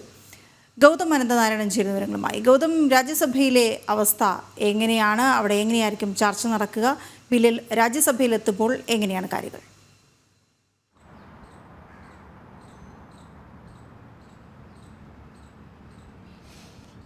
വീണ, ഇന്നലെ രാത്രി 2 മണിക്കാണ് ലോക്സഭയിൽ വഖഫ് ഭേദഗതി ബില്ല് പാസ്സായത്. 288 പേർ ഈ വോട്ടെടുപ്പിൽ ഈ ബില്ലിനെ അനുകൂലിച്ചപ്പോൾ 232 അംഗങ്ങൾ എതിർത്ത് വോട്ട് ചെയ്തു. അങ്ങനെ 14 മണിക്കൂർ നീണ്ട ചർച്ചകൾക്കൊടുവിൽ ഇന്നലെ രാത്രി വഖഫ് ഭേദഗതി ബില്ല് ലോക്സഭ കടന്നു. ഇന്നിപ്പോൾ ബില്ല് രാജ്യസഭയിലേക്ക് എത്തിക്കുമെന്നാണ് കേന്ദ്ര സർക്കാർ വൃത്തങ്ങൾ നൽകുന്ന സൂചന. രാജ്യസഭയിലും സർക്കാരിന് കേവല ഭൂരിപക്ഷം, NDAക്ക് കേവല ഭൂരിപക്ഷമുണ്ട്. BJPക്ക് ഒറ്റയ്ക്ക് 98 MPമാരുണ്ട്. കൂടാതെ ജനതാദൾ യുണൈറ്റഡും മറ്റ് NCPയും ഉൾപ്പെടെയുള്ള ഘടകകക്ഷികളും ഒപ്പം നോമിനേറ്റഡ് അംഗങ്ങളുടെ എല്ലാം അംഗബലം പരിശോധിക്കുമ്പോൾ ഏതാണ്ട് NDAയെ പിന്തുണയ്ക്കുന്ന MPമാരുടെ എണ്ണം രാജ്യസഭയിൽ 125ആണ്. സ്വാഭാവികമായും ലോക്സഭയിൽ എന്നതുപോലെ രാജ്യസഭയിലും ഈ ബില്ല് അനായാസം പാസ്സാക്കുവാൻ കേന്ദ്ര സർക്കാരിന് സാധിക്കുമെന്ന കാര്യത്തിൽ യാതൊരു സംശയവുമില്ല. എന്തായാലും ഇന്നലെ അതിശക്തമായ ചർച്ചയ്ക്ക് ലോക്സഭ സാക്ഷ്യം വഹിച്ചിരുന്നു. ഉച്ചയ്ക്ക് 12 മണിക്കാണ് കേന്ദ്ര ന്യൂനപക്ഷകാര്യ വകുപ്പ് മന്ത്രി കിരൺ റിജിജു ഈ ബില്ല് അവതരിപ്പിച്ചത്. പിന്നീട് രാത്രി ഏതാണ്ട് 12 മണിവരെ നീണ്ടു നിൽക്കുന്ന രീതിയിലുള്ള ചർച്ചകൾ നടന്നു. 14 മണിക്കൂർ ചർച്ചയും പിന്നീട് കേരളത്തിൽ നിന്നുള്ള MPമാരുൾപ്പെടെ മുന്നോട്ട് വെച്ച വിവിധ ഭേദഗതികളെ വോട്ടിനിട്ട് തള്ളിയതിന് ശേഷമാണ് ഈ ബില്ലിന്മേലുള്ള വോട്ടെടുപ്പ് നടന്നത്. ഈ വോട്ടെടുപ്പിലാണ് 288 പേർ ബില്ലിനെ അംഗീകരിക്കുകയും 232 ഇന്ത്യ സഖ്യത്തിലെ MPമാർ ഇതിനെ എതിർക്കുകയും ചെയ്തു. അങ്ങനെ ലോക്സഭ കടന്ന വഖഫ് ഭേദഗതി ബില്ല് ഇന്നിപ്പോൾ രാജ്യസഭയിലേക്ക് എത്തുകയാണ്. രാജ്യസഭയിലും ശക്തമായ ചർച്ചകൾക്ക് ശേഷമാകും ഈ സുപ്രധാനമായ ബില്ലിന് രാജ്യസഭയും കടക്കുക. പിന്നീട് രാഷ്ട്രപതിയുടെ പരിഗണനയിലേക്ക് ബില്ല് എത്തിക്കഴിഞ്ഞ് രാഷ്ട്രപതിയുടെ അംഗീകാരം കൂടി ലഭിക്കുന്നതോടെ വളരെയധികം വിവാദവും അതോടൊപ്പം തന്നെ വലിയ ചർച്ചകൾക്കുമൊക്കെ വഴിവെച്ച വഖഫ് നിയമം, പുതിയ വഖഫ് നിയമം നമ്മുടെ രാജ്യത്ത് നിലവിൽ വരും. വീണ. ശരി ഗൗതം. സെക്രട്ടേറിയറ്റിന് മുന്നിലെ രാപ്പകൽ സമരക്കാരുമായുള്ള ആരോഗ്യമന്ത്രിയുടെ ചർച്ച ഇന്ന് നടക്കും. ആശാപ്രവർത്തകരുമായുള്ള ചർച്ച വൈകിട്ട് 3-ന് മന്ത്രിയുടെ ചേംബറിലാണ്. ഇതിനു മുൻപ് 2 തവണ ചർച്ചയ്ക്ക് വിളിച്ചെങ്കിലും ആവശ്യങ്ങൾ അംഗീകരിക്കാത്തതിനാൽ സമരവുമായി മുന്നോട്ട് പോവുകയായിരുന്നു. ശാലിനി ചേരുന്ന വിവരങ്ങളുമായി. ശാലിനി, കഴിഞ്ഞ ചർച്ചകൾ നടന്നപ്പോഴെല്ലാം അവരുടെ ആവശ്യങ്ങൾ ഒന്നും തന്നെ അംഗീകരിക്കാത്ത സാഹചര്യത്തിൽ അവർ വളരെ ശക്തമായ സമരപരിപാടികളുമായി പിന്നീട് മുന്നോട്ട് പോവുകയായിരുന്നു. നമുക്കറിയാം, മുടിമുറിച്ച് വരെ അവരുടെ പ്രതിഷേധം രേഖപ്പെടുത്തി. ഇന്നിപ്പോൾ ആരോഗ്യമന്ത്രിയുമായി ചർച്ച നടക്കുമ്പോൾ പ്രതീക്ഷ അവർക്കുണ്ടോ? ഓരോ തവണയും നമ്മൾ ഈ ചോദ്യങ്ങൾ ചോദിക്കുമ്പോൾ അവർ പ്രതീക്ഷയുണ്ട് എന്നാണ് പറയാറ്. പക്ഷേ അറിയാം പിന്നീട് അവരെടുത്ത നിലപാടുകൾ എന്തൊക്കെയാണ് എന്ന്. ഇന്നിപ്പോൾ നടക്കാൻ പോകുന്ന ചർച്ചയിലും ആവശ്യങ്ങൾ അംഗീകരിച്ചില്ലെങ്കിൽ പിന്നെ ചർച്ചയുമായി മുന്നോട്ട് പോകേണ്ടതില്ല എന്ന തീരുമാനം തന്നെയാണോ അവരുടെ? വീണ, പല ദിവസങ്ങളും നമ്മൾ പറഞ്ഞിട്ടുണ്ട് സെക്രട്ടേറിയറ്റ് പടിക്കൽ നടക്കുന്ന സമരം അവരുടെ ആശ പറ്റി, അവരുടെ ആശാമാരുടെ ആശാ സമരമാണ് നടക്കുന്നത്. പക്ഷേ ഇന്ന് ആശാ വർക്കർമാരുടെ സമരപ്പന്തലിലേക്ക് എത്തുമ്പോൾ ഒരു പോസിറ്റീവ് എനർജി നമുക്കും ലഭിക്കുന്നുണ്ട്. കാരണം കഴിഞ്ഞ ദിവസം കേന്ദ്ര ആരോഗ്യമന്ത്രി JP നഡ്ഡയുമായി സംസ്ഥാന ആരോഗ്യമന്ത്രി വീണ ജോർജ് ചർച്ച നടത്തിയിരുന്നു, കൂടിക്കാഴ്ച നടത്തിയിരുന്നു. ആ കൂടിക്കാഴ്ചയിൽ ചില പോസിറ്റീവായിട്ടുള്ള തീരുമാനങ്ങൾ ഉണ്ടായിട്ടുമുണ്ട്. ഈ സാഹചര്യത്തിൽ കൂടിയാണ് ഇന്ന് നിർണായകമായ 3ാം ഘട്ട ചർച്ച ഈ ആശാ വർക്കർമാരുമായി ആരോഗ്യമന്ത്രി നടത്താൻ പോകുന്നത്. വളരെ പ്രതീക്ഷയോടുകൂടിയാണ് ഈ സമയത്തും ഈ ആശമാർ ഈ ഒരു സമരത്തെ കാണുന്നത്, ഒപ്പം തന്നെ ഇന്നത്തെ ചർച്ചയും കാണുന്നത്. നമുക്ക് സമര സമിതി പ്രതിനിധികളടക്കമുള്ളവർ ജനം TVക്കൊപ്പം ചേരുന്നു. ഇപ്പോൾ ഒരു നിർണായകമായ 3ാം ഘട്ട ചർച്ച എന്ത് പ്രതീക്ഷയാണുള്ളത്? ഞങ്ങൾക്ക് വളരെ പ്രതീക്ഷയുണ്ട്. കാരണം 53 ദിവസമായി സമരം നടത്തുന്ന ഒരു സമരസമിതിയെ വിളിച്ചുകൊണ്ടാണ് ചർച്ച ചെയ്യുന്നത്. അതിലാകട്ടെ വളരെ പ്രധാനപ്പെട്ട 2 ഡിമാൻഡുകൾ ഉന്നയിച്ചിട്ടുണ്ട്. ആ ഡിമാൻഡുകൾ സമ്പൂർണ്ണമായും സർക്കാർ പരിഗണിച്ച് പരിഹരിക്കുമെന്ന് തന്നെയാണ് ഞങ്ങൾ പ്രതീക്ഷിക്കുന്നത്. പല ഘട്ടങ്ങളിലും കേന്ദ്ര ആരോഗ്യമന്ത്രി കാണുന്നില്ല, ചർച്ച നടത്തുന്നില്ല, കേന്ദ്ര ആവശ്യങ്ങൾ കേൾക്കുന്നില്ല, സഹായം നൽകുന്നില്ല എന്നൊക്കെയായിരുന്നു മന്ത്രി പറഞ്ഞത്. പക്ഷെ ഇന്നലെ അതൊക്കെ നടന്നിരിക്കുകയാണ്. അപ്പോൾ അതിലൊരു പ്രതീക്ഷയുണ്ടല്ലോ. ഞങ്ങൾക്ക് പ്രതീക്ഷയുണ്ട്. സംസ്ഥാനം നിർവഹിക്കേണ്ടുന്ന ആവശ്യങ്ങളാണ് ഞങ്ങൾ ഉന്നയിച്ചിരിക്കുന്നത്. കേന്ദ്ര ഗവൺമെൻറ് അടുത്ത് പോകുന്നത് രണ്ടാമത് പോകാം. അത് വേണമെങ്കിൽ എല്ലാ ട്രേഡ് യൂണിയനുകളുമായിട്ട് ചേർന്ന് അത് ആലോചിച്ച് ചർച്ച ചെയ്ത് തീരുമാനിച്ച് പോകാമെന്നാണ്. പക്ഷേ ഇവിടെ ഇന്നിപ്പോൾ ചർച്ച നടക്കേണ്ടുന്നത് ഇവിടെ സെക്രട്ടേറിയറ്റിന് മുന്നിൽ 53 ദിവസമായി സമരം ചെയ്യുന്ന സമരസമിതി ഉന്നയിച്ചിരിക്കുന്ന ഡിമാൻഡിന്മേലായിരിക്കണം. അക്കാര്യത്തിൽ ഞങ്ങൾക്ക് 100% ഞങ്ങൾക്ക് നിലപാടുണ്ട്.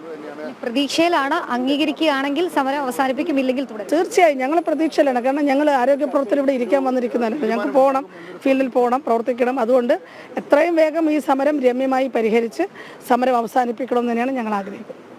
സൂചിപ്പിച്ചത് വളരെ പ്രത്യാശയോടെയും പ്രതീക്ഷയോടെയും കൂടിയാണ് ഇന്ന് 3 മണിക്ക് ആരോഗ്യമന്ത്രിയുടെ ചേംബറിലേക്ക് ഇവിടെ നിന്നുള്ള പ്രതിനിധികൾ പോകുന്നത്. ഇപ്പോൾ നമുക്ക് ദൃശ്യങ്ങളിൽ കാണാം. ഏകദേശം 53 ദിവസമായി ഈ സമരം തുടരുന്നു. 15 ദിവസമായി നിരാഹാര സമരം ഇവിടെ തുടരുകയാണ്. പലരുടെയും ആരോഗ്യസ്ഥിതി മോശമായി, പലരുടെയും ആഗ്രഹങ്ങൾ പറ്റി, പലരുടെയും പ്രതീക്ഷകൾ പറ്റി, കണ്ണീരും കരച്ചിലും ഒക്കെ ആയി കഴിഞ്ഞ ദിവസമൊക്കെ നമ്മൾ ദൃശ്യങ്ങൾ കണ്ടതാണ്. എനിക്കൊപ്പം ഇപ്പോൾ ചേരുന്ന ഒരു ആശയം കഴിഞ്ഞ ദിവസം നമ്മൾ കണ്ടതാണ്. പത്മജമാണ്. ഇവരാണ് അന്ന് മുടി മുറിച്ച്, മുടി മൊട്ടയടിച്ച്, തല മുണ്ടനം ചെയ്ത് സർക്കാരിന് മുൻപ് പ്രതിഷേധം അറിയിച്ചൊരു ആശയാണ്. ആശ ഇന്ന് ചർച്ച നടക്കാൻ പോവാണ്. എത്രത്തോളം പ്രതീക്ഷയുണ്ട്? ഞങ്ങൾക്ക് 100%, 99% പ്രതീക്ഷയുണ്ട്. ഞങ്ങളെ പറഞ്ഞ് ഈ പാവപ്പെട്ട ഞങ്ങളെ പറഞ്ഞ് പറ്റിക്കാതിരുന്നാൽ മതി. 2 ചർച്ചയും പരാജയപ്പെടുത്തി. ഇനിയെങ്കിലും ഞങ്ങളോട് ഒരു കരുണ കാണിച്ച് ഞങ്ങൾ എത്രയും പെട്ടെന്ന് ഞങ്ങളെ വീടുകളിൽ പറഞ്ഞു വിടേണ്ട ഒരു ഭാഗ്യം ഞങ്ങൾക്ക്, വീടുകളിൽ പോകേണ്ട ഒരു ഭാഗ്യം ഞങ്ങൾക്ക് വേണം, കിട്ടണം. അതിൽ അങ്ങനെ ഒന്ന് വരണമെന്നുണ്ടെങ്കിൽ ഞങ്ങൾക്ക് 100% സന്തോഷമാണ് ഉള്ളത്. ആഹാരം ഇരുന്ന പലരുടെയും ആരോഗ്യസ്ഥിതി മോശമായി, പലരും വിഷമത്തിലാണ്, വീട്ടിൽ പോകാൻ പറ്റുന്നില്ല. ഒരു പ്രതീക്ഷ, വലിയ പ്രതീക്ഷയിലാണ് ഇന്ന് സെക്രട്ടേറിയറ്റിലേക്ക് പോകാൻ പോകുന്നത്. ഇന്ന് ഞങ്ങൾക്ക് വലിയ പ്രതീക്ഷയുണ്ട്, വലിയ പ്രതീക്ഷയിലാണ് ഇരിക്കുന്നത്. പക്ഷെ മുമ്പ് 2 പ്രാവശ്യവും നമ്മളെ ബഹുമാനപ്പെട്ട ആരോഗ്യവകുപ്പ് മന്ത്രി പോയിട്ട് ഞങ്ങളെ പറ്റിച്ച് തിരിച്ചു പോന്നു. ഇനി അത് അങ്ങനെ നടക്കാതിരിക്കട്ടെ എന്ന് ഞങ്ങൾ സർവേശ്വരനോട് പ്രാർത്ഥിക്കുന്നു. അവർ പറഞ്ഞതുപോലെ തന്നെയാണ്, അവർ വലിയ പ്രതീക്ഷയിലാണ് ഇന്ന് സെക്രട്ടേറിയറ്റിന്റെ കവാടം കടന്ന് അകത്തേക്ക് പോകാൻ പോകുന്നത്. 3 മണിക്കാണ് ചർച്ച തീരുമാനിച്ചിട്ടുള്ളത്. ഇന്നലെ കേന്ദ്ര ആരോഗ്യമന്ത്രി JP നഡ്ഡയുമായി ചർച്ച നടത്തി. ഇവർ മുന്നോട്ട് വെച്ചിട്ടുള്ള പ്രധാനപ്പെട്ട ആവശ്യങ്ങളൊക്കെ ആരോഗ്യമന്ത്രി കേന്ദ്രത്തിനെ അറിയിച്ചിട്ടുണ്ട് എന്നുള്ളതാണ് നമ്മൾ അറിയുന്നത്. 21,000 രൂപ ഓണറേറിയം വർദ്ധിപ്പിക്കുക, ഒപ്പം തന്നെ 5 ലക്ഷം രൂപ അവരുടെ വിരമിക്കൽ ആനുകൂല്യമായി നൽകുക എന്നീ ആവശ്യങ്ങളാണ് അവർ മുന്നോട്ട് വെച്ചത്. ആവശ്യങ്ങൾ അംഗീകരിക്കുമെന്നുള്ള പ്രതീക്ഷയാണ് ഇപ്പോൾ ഈ ഒരു ഓരോ ആശമാരും മുന്നോട്ട് വെക്കുന്നത്. ഇനിയിപ്പോൾ ഈ സമരത്തിന് ഐക്യദാർഢ്യം പ്രഖ്യാപിച്ചുകൊണ്ട് വിവിധ രാഷ്ട്രീയ സംഘടനകളടക്കം ഇന്ന് രാവിലെ ഇങ്ങോട്ടേക്ക് എത്തുന്നുണ്ട്. വിവിധ തൊഴിലാളി സംഘടനകളടക്കമുള്ളവർ ആശമാർക്ക് ഐക്യദാർഢ്യം നിരവധി തവണ പ്രഖ്യാപിച്ചു. ഇന്നൊക്കെ അവർ സമരപന്തലിലേക്ക് എത്തുകയും ചെയ്യും. ഒരുപക്ഷെ ഇനി 53ാം ദിവസം എന്നുള്ളത് ഇവരെ സംബന്ധിച്ചിടത്തോളം ഏറെ നിർണായകമായ ദിവസമാണ്. കാരണം കഴിഞ്ഞ 53 ദിവസങ്ങൾ ഇവർ വിവിധ തരത്തിലുള്ള സമരങ്ങൾ നടത്തി. അക്രമത്തിന്റെ സ്വഭാവങ്ങളൊന്നും നടത്താതെ സമാധാന അന്തരീക്ഷത്തിൽ സ്വന്തം മുടി മൊട്ടയടിച്ചും അല്ലെങ്കിൽ തലമുണ്ടനം ചെയ്തും മുടി മുറിച്ചുമൊക്കെ സർക്കാരിന് മുൻപിൽ അവരുടെ പ്രതിഷേധം അറിയിച്ചിട്ടുണ്ട്. ആ പ്രതിഷേധത്തിനൊക്കെ ഒരു വഴി തെളിയുമോ എന്നുള്ളൊരു പ്രതീക്ഷയാണ് ഇന്ന് ഈ മണിക്കൂറിൽ ഉള്ളത്. എന്തായാലും ആശമാർ സന്തോഷത്തിലാണ്. കാരണം മന്ത്രി ഒരു 3ാം ഘട്ട ചർച്ചയ്ക്ക് തയ്യാറായതിലും കേന്ദ്രത്തിന്റെ കാര്യമായ ഇടപെടൽ ഇക്കാര്യത്തിൽ ഉണ്ടായതിലുമുള്ളൊരു പ്രതീക്ഷ അവർ പങ്കുവെക്കുകയും ചെയ്തു. എന്തായാലും നമുക്കും കാത്തിരിക്കാം വീണ, ഇവരുടെ പ്രതീക്ഷകളൊക്കെ നിറവേറ്റി ഈ സമരപന്തലൊക്കെ പൊളിച്ച് ഇവരിൽ നിന്നും സമരം പൂർത്തിയാക്കി ഇവർ വീടുകളിലേക്ക് മടങ്ങുമെന്നുള്ളത്. കാരണം നമ്മളോട് സംസാരിച്ച ആശ പറഞ്ഞതുപോലെ അവർ ഇവിടെ ഇരിക്കാൻ വന്നവരല്ല, അവർ ആരോഗ്യ പ്രവർത്തകരാണ്. കൊറോണയും നിപ്പയും ഒക്കെ വന്നപ്പോൾ നമ്മുടെ മുന്നിൽ നിന്ന പോരാളികളാണ്, ആരോഗ്യ പ്രവർത്തകർക്കപ്പുറം ഒരു പോരാളികളാണ്. അവരുടെ കുടുംബത്തെ നോക്കണം, ഒപ്പം തന്നെ വളർന്നു വരുന്ന ഒരുപാട് തലമുറകളെ അവർക്ക് വാർത്തെടുക്കാനുണ്ട്, അവരെ നോക്കേണ്ടതായിട്ടുണ്ട്. ഇവരെ കാത്തിരിക്കുന്ന ഒരുപാട് ക്ഷയരോഗികളും പാലിയേറ്റീവ് രോഗികളും ഒക്കെ ഉണ്ട്. അവരുടെയൊക്കെ അരികിലേക്ക് എത്താനുള്ളൊരു വെമ്പൽ കൊള്ളുകയാണ്. അതിനൊക്കെ ആദ്യം വേണ്ടത് ഈ ഒരു സമരം അവസാനിപ്പിക്കുക എന്നുള്ളതാണ്. ആ സമരം അവസാനിപ്പിക്കണമെങ്കിൽ ഇവരുടെ ആവശ്യങ്ങൾ അംഗീകരിക്കുകയും വേണം. ആ ആവശ്യങ്ങൾ ഇന്നത്തെ ചർച്ചയിൽ അംഗീകരിക്കുമെന്നുള്ള ശുഭാപ്തി പ്രതീക്ഷയിലാണ് ഈ സമരസമിതിയുടെ അംഗങ്ങൾ, ആശാ വർക്കർമാർ. ഈ സമരം ഈ 53-ാം ദിവസവും തുടരുന്നത്. വീണ, സംസ്ഥാനത്ത് ഇന്ന് പരക്കെ മഴയ്ക്ക് സാധ്യത. 8 ജില്ലകളിലാണ് യെല്ലോ അലർട്ട് പ്രഖ്യാപിച്ചിരിക്കുന്നത്. മഴയ്ക്ക് പുറമെ ശക്തമായ കാറ്റിനും ഇടിമിന്നലിനും സാധ്യതയുണ്ടെന്ന് മുന്നറിയിപ്പുണ്ട്. ശ്രീനന്ദ ചേരുന്ന വിവരങ്ങളുമായി. ശ്രീനന്ദ, ഈ വേനൽക്കാലത്ത് വരുന്ന മഴയാണ്, അപ്പോൾ എന്തൊക്കെയാണ് പ്രത്യേകമായി മുന്നറിയിപ്പുകളുള്ളത്?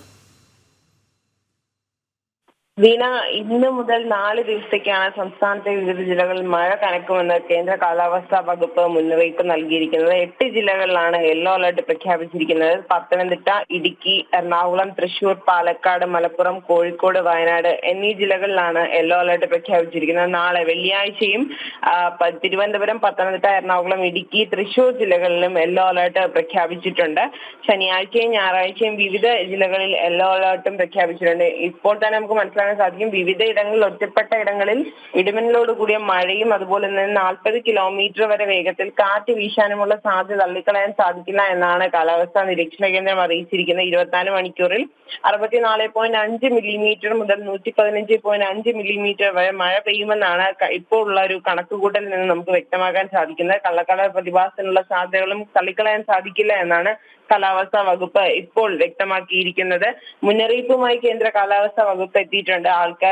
മത്സ്യത്തൊഴിലാളികളോട് പുറത്തു പോകരുതെന്നും അതുപോലെ തന്നെ അവർ മീൻ പിടിക്കാൻ പോകുന്നത് കുറയ്ക്കണമെന്നും ഈ ഒരു മഴ എപ്പോഴാണ് ശക്തമാവുക എന്നൊരു കാര്യം നമുക്ക് പറയാൻ പറ്റത്തില്ല എന്നാണ് കാലാവസ്ഥാ വകുപ്പ് അറിയിച്ചിരിക്കുന്നത്. കാറ്റും, അതിശക്തമായ കാറ്റും അതുപോലെ തന്നെ കടൽക്കയറ്റവും ഉള്ള ഒരു സാധ്യത തള്ളിക്കളയാൻ ആകില്ല എന്നാണ്. അതുകൊണ്ട് തന്നെ ജനങ്ങളോട് ജാഗ്രത പുലർത്തണമെന്നാണ് കാലാവസ്ഥാ വകുപ്പ് അറിയിച്ചിരിക്കുന്നത്.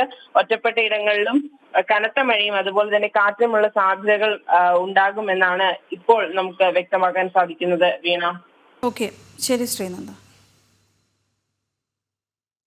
വിദേശ രാജ്യങ്ങൾക്ക് ഇറക്കുമതി തീരുവ പ്രഖ്യാപിച്ച അമേരിക്കൻ പ്രസിഡന്റ് ഡൊണാൾഡ് ട്രംപ് അമേരിക്കയിലെത്തുന്ന എല്ലാ ഉൽപ്പന്നങ്ങൾക്കും 10% തീരുവ ചുമത്തി. വിദേശ നിർമ്മിത ഓട്ടോമൊബൈൽ ഉൽപ്പന്നങ്ങൾക്ക് 25% നികുതിയാണ് ചുമത്തിയത്. US-ലെ വ്യാവസായിക ശക്തിയുടെ പുനർജന്മമാകും പുതിയ തീരുവ പ്രഖ്യാപനമെന്ന് ട്രംപ് പറഞ്ഞു. വിവരങ്ങളുമായി ഐസൺ ജോസ് ചേരുന്നു. ഐസൺ, വളരെ നിർണായകമായൊരു തീരുമാനമാണ് ട്രംപിൻ്റെ ഭാഗത്തു നിന്ന് ഉണ്ടായിരിക്കുന്നത്. അതിൽ വിദേശ രാജ്യങ്ങൾക്ക് പലർക്കും നല്ല രീതിയിലുള്ള തീരുവ ചുമത്തപ്പെട്ടിരിക്കുന്നു. ഇന്ത്യക്കുമുണ്ട് അത്തരത്തിൽ തീരുവ ചുമത്തിയ പ്രഖ്യാപനം. എന്താണ് ട്രംപിൻ്റെ നിലപാടുകളിൽ പ്രധാനം? അതെങ്ങനെ ആകെ വിപണിയെ ബാധിക്കുന്നു? തീർച്ചയായും വീണ, ഏറെ വ്യത്യസ്തമായ അല്ലെങ്കിൽ ഏറെ ഗൗരവമുള്ള ഒരു തീരുവ പ്രഖ്യാപനം തന്നെയാണ് അമേരിക്കയുടെ ചരിത്രത്തിലുണ്ടായതിനേക്കാൾ ഏറ്റവും വലിയ ഒരു സംവിധാനമാണ് ഇപ്പോൾ ഉണ്ടായിരിക്കുന്നത് എന്നാണ് മനസ്സിലാക്കാൻ സാധിക്കുന്നത്. അമേരിക്കയിലേക്ക് ഇറക്കുമതി ചെയ്യുന്ന എല്ലാ ഉൽപ്പന്നങ്ങൾക്കും ഏതാണ്ട് 100-ലേറെ രാജ്യങ്ങളെ ബാധിക്കുന്ന രീതിയിൽ 10% നികുതി, അധിക താരിഫ് ഏർപ്പെടുത്തിയിരിക്കുകയാണ് ട്രംപ്. അതാണ് ഏറ്റവും ഗൗരവത്തോടെ കാണേണ്ടത്. കാരണം എല്ലാ രാഷ്ട്രങ്ങൾക്കും നികുതി ഏർപ്പെടുത്തുന്ന ഒരു സാഹചര്യമുണ്ട്. ഇത് ഏപ്രിൽ 5 മുതൽ, അതായത് വരുന്ന 2 ദിവസത്തിനുള്ളിൽ, നാളെ മുതൽ അത് നടപ്പാകുമെന്നാണ് ഇപ്പോൾ 2 ദിവസത്തിനുള്ളിൽ നടപ്പാകുമെന്നാണ് അറിയാൻ സാധിക്കുന്നത്. അതുപോലെ ചില രാജ്യങ്ങൾക്ക് ഏപ്രിൽ 9 മുതൽ റെസിപ്രോക്കൽ, അതായത് നികുതി ചുമത്തുമെന്ന നിലപാട് സ്വീകരിച്ചപ്പോൾ തിരിച്ചും വലിയ തോതിൽ നികുതി ചുമത്താനുള്ള നീക്കം ചില രാജ്യങ്ങളുണ്ട്. അത്തരം രാജ്യങ്ങൾക്ക് ഏപ്രിൽ 9 മുതൽ 50% വരെ നികുതി, അധിക താരിഫ് ചുമത്താനുള്ള ഒരു നീക്കമാണ് നടത്തിയിരിക്കുന്നത്. UK-ക്ക്, അതായത് ബ്രിട്ടനെ ചുമത്തിയിരിക്കുന്നത് 10% അധിക താരിഫാണ്. എന്നാൽ യൂറോപ്യൻ യൂണിയനിലെ മറ്റു രാജ്യങ്ങൾക്ക് ചുമത്തിയിരിക്കുന്നത് 20% നികുതിയാണ്. 25% കാറുകൾക്കും കാർ ഉൽപ്പന്നങ്ങൾക്കും കാറിന്റെ സ്പെയർ പാർട്സുകൾക്കും 25% നികുതി ചുമത്താനുള്ള ഒരു തീരുമാനവും ഉണ്ടായിട്ടുണ്ട്. ചൈനയ്ക്കും ഇത്തരത്തിൽ വലിയ തോതിൽ നികുതി 35%-ഓളം നികുതി ചുമത്തുന്ന ഒരു സാഹചര്യമുണ്ട്. സ്വാഭാവികമായും നേരത്തെ വീണ സൂചിപ്പിച്ചതുപോലെ 26%-ഓളം നികുതി ഭാരതത്തിനും ചുമത്തുന്ന ഒരു സാഹചര്യമുണ്ട് എന്നാണ് അറിയാൻ സാധിക്കുന്നത്. ഇത്തരത്തിൽ എല്ലാ മേഖലകളിലും ശക്തമായ താരിഫ് നടപ്പാക്കാനുള്ള ഒരു നീക്കം തന്നെയാണ് ട്രംപിന്റെ ഭാഗത്തു നിന്നുണ്ടായിരിക്കുന്നത്. പല വിഷയങ്ങളും ഇതിന് പിന്നിലുള്ളതായി അദ്ദേഹം പറയുകയും ചെയ്യുന്നുണ്ട്. അമേരിക്കയുടെ, നമുക്കറിയാവുന്നതാണ്, സ്റ്റാച്യു ഓഫ് ലിബർട്ടിയുടെ നാടാണ് അമേരിക്ക. സ്വാഭാവികമായും അമേരിക്കയുടെ മറ്റൊരു മോചന ദിനമാണിത് എന്നാണ് അദ്ദേഹം പറഞ്ഞത്. മോചന ദിനം എന്ന് അദ്ദേഹം ഉദ്ദേശിക്കുന്നത് വിദേശ വസ്തുക്കളിൽ നിന്നുള്ള മോചനം, വിദേശ ഉൽപ്പന്നങ്ങളിൽ നിന്നുള്ള ഒരു മോചനമാണ് അമേരിക്ക ഇപ്പോൾ നേടിയിരിക്കുന്നത് എന്നാണ് അദ്ദേഹം പറഞ്ഞിരിക്കുന്നത്. തീർച്ചയായും അതീവ ഗൗരവമുള്ള ഒരു സാമ്പത്തിക നീക്കം തന്നെയാണ് ട്രംപിന്റെ ഭാഗത്തു നിന്ന് ഉണ്ടായിരിക്കുന്നത് എന്നതും ഒരു യാഥാർത്ഥ്യമാണ്. തുടർച്ചയായി ഇത്തരത്തിൽ നികുതി അധിക താരിഫ് ചുമത്തുമെന്ന മുന്നറിയിപ്പ് സമയങ്ങളിലായി പല വേളകളിലായി വളരെ കൃത്യമായി ട്രംപ് മുന്നോട്ട് വയ്ക്കുകയും ചെയ്തിരുന്നു. ഇത് സംബന്ധിച്ച നിരവധി എക്സിക്യൂട്ടീവ് ഓർഡറുകൾ പുറപ്പെടുവിക്കുകയും ചെയ്തിരുന്നു. ഇത് സംബന്ധിച്ച് ചർച്ചകൾ അമേരിക്കയുമായി നടന്നിരുന്നു. അമേരിക്ക കാനഡയുമായും മെക്സിക്കോയുമായും ഒക്കെ നടത്തിയിരുന്നു. മറ്റൊരു സുപ്രധാന വിഷയം എടുത്തു പറയേണ്ടത് മെക്സിക്കോയാണ് അമേരിക്കയിലേക്ക് ഏറ്റവും കൂടുതൽ കാറുകൾ കയറ്റുമതി ചെയ്യുന്നത് എന്നതാണ്. അത്തരത്തിൽ കാറുകൾ കയറ്റുമതി ചെയ്യുന്ന ഒരു രാജ്യത്തിന് 25% കാറുകൾക്ക് മേൽ പ്രത്യേക നികുതി ഏർപ്പെടുത്തിയിരിക്കുന്നത് ഏറെ ഗൗരവമുള്ള ഒരു വിഷയമായി തന്നെ സാമ്പത്തിക നിരീക്ഷകർ ചൂണ്ടിക്കാണിക്കുന്നുണ്ട്. നമുക്കറിയാവുന്നതാണ് അമേരിക്കയുടെ ഉൽപാദനം, അതായത് ആഭ്യന്തര ഉൽപാദനം വർദ്ധിപ്പിക്കുക എന്ന കൃത്യമായ ലക്ഷ്യത്തോടെയാണ് ട്രംപിന്റെ ഈ നിലപാടുകൾ ഉണ്ടായിരിക്കുന്നത്. സ്വാഭാവികമായും അവിടെ തൊഴിലവസരങ്ങൾ വർദ്ധിക്കുമെന്നും അദ്ദേഹം പറയുന്നുണ്ട്. ശരി ഐസൻ.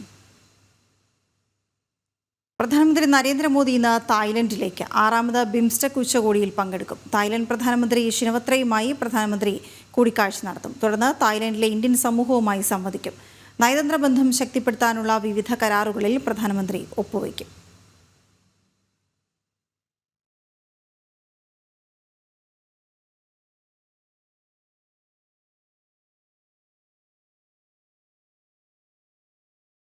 IB ഉദ്യോഗസ്ഥ മേഘ മധുവിന്റെ മരണത്തിൽ സുഹൃത്ത് സുകാന്തിനെ പ്രതി ചേർക്കും. ഒളിവിൽ പോയ സുകാന്തിനായി അന്വേഷണം ഊർജിതമാക്കിയതായി പോലീസ് അറിയിച്ചു. കേസെടുത്താൽ IB സുകാന്തിനെ സർവീസിൽ നിന്ന് സസ്പെൻഡ് ചെയ്യും.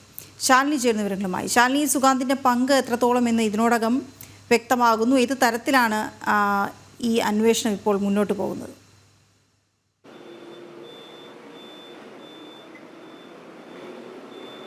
വീണ, മേഘ മരണപ്പെട്ട IB ഉദ്യോഗസ്ഥ മേഘ മരണപ്പെട്ട് ദിവസങ്ങൾ പിന്നിടുമ്പോൾ ആ കേസ് അതിന്റെ നിർണായകമായ ഘട്ടത്തിലേക്ക് കടക്കുകയാണ്. പേട്ട പോലീസാണ് ഈ കേസുമായി ബന്ധപ്പെട്ട് നിർണായകമായിട്ടുള്ള അന്വേഷണങ്ങൾ, കണ്ടെത്തലുകൾ നടത്തിക്കൊണ്ടിരിക്കുന്നത്. കഴിഞ്ഞ ദിവസം മേഘയുടെ കുടുംബം മാധ്യമങ്ങളെ കണ്ടിരുന്നു. ആ മാധ്യമങ്ങളെ കണ്ട കൂടുതൽ ചില നിർണായക വെളിപ്പെടുത്തലുകൾ പറഞ്ഞിട്ടുണ്ട്. ഒന്ന്, മേഘയെ സാമ്പത്തികമായും ലൈംഗികമായും സുകാന്ത് ചൂഷണം ചെയ്തിട്ടുണ്ട്. 3 ലക്ഷത്തിലധികം രൂപ ബാങ്ക് ട്രാൻസ്ഫർ വഴി ഈ ഒരു അക്കൗണ്ടിലേക്ക്, സുകാന്തിന്റെ ബാങ്ക് അക്കൗണ്ടിലേക്ക് എത്തിയിട്ടുണ്ട്. ഒപ്പം തന്നെ നിരന്തരം ലൈംഗിക ചൂഷണത്തിന് ഇടയാക്കിയിട്ടുണ്ട് മേഘ എന്നുള്ളതാണ് കുടുംബം വെളിപ്പെടുത്തിയിട്ടുള്ളത്. ഇതിന്റെ അടക്കമുള്ള രേഖകളും ഒപ്പം തന്നെ ബാങ്ക് സ്റ്റേറ്റ്മെന്റുകളും പേട്ട പോലീസിന് കുടുംബം കൈമാറിയിട്ടുമുണ്ട്. ഈ വിവരങ്ങളൊക്കെ അറിയാവുന്ന ചില സുഹൃത്തുക്കളുടെ കാര്യം കൂടി കുടുംബം പോലീസിനെ അറിയിക്കുകയും ചെയ്തിട്ടുണ്ട്. അതുകൊണ്ട് തന്നെ വിശദമായ അന്വേഷണം, ചോദ്യം ചെയ്യലുകൾ അടക്കമുള്ള കാര്യങ്ങൾ തുടരുകയാണ്. ഈ ഘട്ടത്തിലും ഈ സംഭവം നടന്ന ദിവസങ്ങൾ പിന്നിടുമ്പോഴും പ്രതി ആക്കപ്പെട്ട അല്ലെങ്കിൽ പ്രതിയെന്ന് ആരോപിക്കപ്പെടുന്ന സുകാന്ത് ഒളിവിലാണ്. സുകാന്തിന്റെ ലുക്കൌട്ട് നോട്ടീസ് അടക്കം പോലീസ് ഇപ്പോൾ പുറത്തിറക്കിയിരിക്കുകയാണ്. രാജ്യം വിടാനുള്ള സാഹചര്യങ്ങളും സാധ്യതകളും ഒക്കെ തന്നെ പോലീസ് മുന്നിൽ കാണുന്നുണ്ട്. അതുകൊണ്ട് തന്നെ ഇയാളെ പിടികൂടാനുള്ള ശ്രമങ്ങൾ പോലീസിന്റെ ഭാഗത്ത് നിന്ന് തുടരുകയാണ്. ഫോൺ കേന്ദ്രീകരിച്ചുള്ള അന്വേഷണം, ഫോൺ നമ്പർ, ലൊക്കേഷൻ കേന്ദ്രീകരിച്ചുള്ള അന്വേഷണവും പേട്ട പോലീസ് ഈ മണിക്കൂറിൽ തുടരുന്നുണ്ട്. ഇതിൽ ഏറ്റവും ശ്രദ്ധേയമായിട്ടുള്ള കാര്യം, ഇത്രയധികം ദിവസങ്ങൾ പിന്നിടുമ്പോഴും സുകാന്ത് എവിടെയാണ് എന്ന് കണ്ടെത്താൻ പോലീസിന് ഇതുവരെ കഴിഞ്ഞിട്ടില്ല എന്നുള്ളതാണ് ഏറ്റവും ശ്രദ്ധേയമായിട്ടുള്ള കാര്യം. ഈ ഘട്ടത്തിലാണ് ഈ ലുക്കൌട്ട് നോട്ടീസ് അടക്കം പുറത്തിറക്കുന്നത്. ആഭ്യന്തര മന്ത്രാലയം അടക്കം ഇടപെടാനുള്ള സാധ്യതകളും നിലനിൽക്കുകയാണ്. കാരണം IB ഉദ്യോഗസ്ഥനായി പ്രൊബേഷൻ പീരീഡിൽ തുടരുന്ന സുകാന്ത് ഇത്തരത്തിലൊരു കാര്യം ചെയ്യുകയാണെങ്കിൽ അത് അവരുടെ എല്ലാ രീതിയിലുള്ള ചട്ടങ്ങളും ലംഘിച്ചുകൊണ്ടുള്ള നടപടികളാണ് നടത്തിയിട്ടുള്ളത്. അപ്പോൾ ചട്ടലംഘനത്തിന് സുകാന്തിനെ ജോലിയിൽ നിന്നും പിരിച്ചുവിടാനും പറഞ്ഞുവിടാനും ഒക്കെയുള്ള സാധ്യതകൾ ഒരു ഭാഗത്ത് നിലനിൽക്കുകയാണ്. മറുഭാഗത്ത് ഇയാളെ കണ്ടെത്താനുള്ള അന്വേഷണം തുടരുന്ന ഒരു സാഹചര്യം കൂടിയുണ്ട്. എന്തായാലും കഴിഞ്ഞ ദിവസമാണ് ഞെട്ടിക്കുന്ന വിവരങ്ങൾ അടക്കം പുറത്തു വന്നിട്ടുള്ളത്. മേഘയെ ലൈംഗികമായി ചൂഷണം ചെയ്യുകയും വിവാഹ വാഗ്ദാനം നൽകി ചൂഷണത്തിന്, സാമ്പത്തിക ചൂഷണത്തിന് അടക്കം ഇരയാക്കിയതിനു ശേഷം പിന്നീട് അതിൽ നിന്ന് പിന്മാറിയതാണ് ഇത്തരത്തിലൊരു മരണത്തിലേക്ക് കലാശിച്ചിട്ടുള്ളത് എന്നുള്ളതാണ്. ഒപ്പം തന്നെ അവസാനമായി ഫോൺ ചെയ്തതും സുകാന്തിനെയാണ് എന്നുള്ള കണ്ടെത്തൽ പോലീസ് നടത്തിയിട്ടുണ്ട്. വാട്സപ്പ്, ഒപ്പം തന്നെ മറ്റ് സോഷ്യൽ മീഡിയ പ്ലാറ്റ്ഫോമുകളടക്കം കേന്ദ്രീകരിച്ചൊരു അന്വേഷണം കൂടിയാണ് പോലീസ് ഈ ഘട്ടത്തിൽ തുടരുന്നത്. ഏതെങ്കിലും സാഹചര്യത്തിൽ പ്രതി കീഴടങ്ങാനുള്ള സാധ്യതയുണ്ടോ എന്നും പോലീസ് പരിശോധിക്കുന്നുണ്ട്. രാജ്യം വിടാതിരിക്കാനുള്ള നടപടികളാണ് പ്രധാനമായും ഈ ഘട്ടത്തിൽ പോലീസ് നടത്തുന്നത്. എന്തായാലും കേസിൽ പ്രതി ചേർത്താൽ ജോലി അടക്കം നഷ്ടപ്പെടുന്ന ഒരു സാഹചര്യത്തിലേക്ക് കാര്യങ്ങൾ പോകും. അതടക്കമുള്ള നടപടികൾ ഇന്ന് പോലീസിന്റെ ഭാഗത്ത് നിന്ന് ഉണ്ടാകും എന്നുള്ളതാണ് നമ്മൾ മനസ്സിലാക്കുന്നത്. എന്തായാലും പേട്ട പോലീസിന്റെ ഭാഗത്ത് നിന്ന് കൃത്യമായ അന്വേഷണം കൃത്യമായ രീതിയിലൂടെ മുന്നോട്ട് പോകുന്നുണ്ട് എന്നുള്ളതാണ് ഈ ഘട്ടത്തിൽ കുടുംബം വ്യക്തമാക്കുന്നത്. എന്തായാലും അതിദാരുണമായ സംഭവത്തിൽ നിജസ്ഥിതി കണ്ടെത്താനും പ്രതിയിലേക്ക് കൂടുതൽ അടുത്ത് പ്രതിയുടെ അറസ്റ്റ് അടക്കമുള്ള കാര്യങ്ങൾ രേഖപ്പെടുത്താനും പ്രതിയെ കേസിൽ പ്രതി ചേർക്കുന്ന അടക്കമുള്ള നടപടികളുമായി പോലീസ് മുന്നോട്ട് പോവുകയാണ്. വീണ, ഓക്കെ, ശരി സാർ.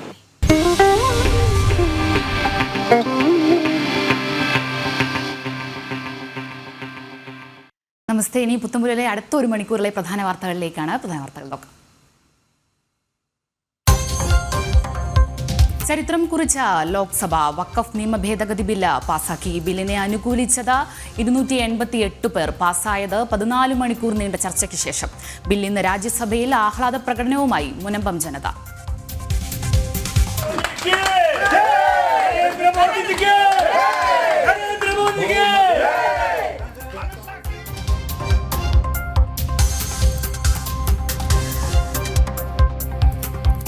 സമരം കടുപ്പിച്ച് ആശമാറിയുന്ന ആരോഗ്യമന്ത്രിയുമായി ചർച്ച. ആവശ്യങ്ങൾ അംഗീകരിച്ചാലേ സമരത്തിൽ നിന്ന് പിന്മാറൂ എന്ന സമരസമിതി.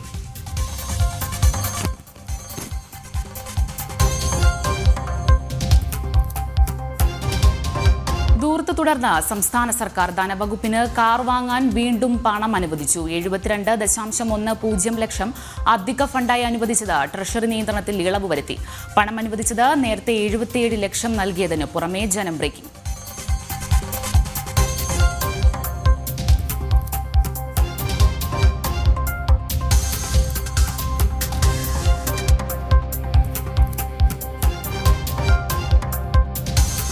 ബിംസ്റ്റെക് ഉച്ചകോടിയിൽ പങ്കെടുക്കാൻ നരേന്ദ്രമോദി തായ്ലൻഡിലേക്ക്. ബാങ്കോക്കിൽ പ്രധാനമന്ത്രി ഷിനവത്രയുമായി കൂടിക്കാഴ്ച. തായ്ലൻഡിലെ ഇന്ത്യൻ സമൂഹവുമായി മോദി സംവദിക്കും.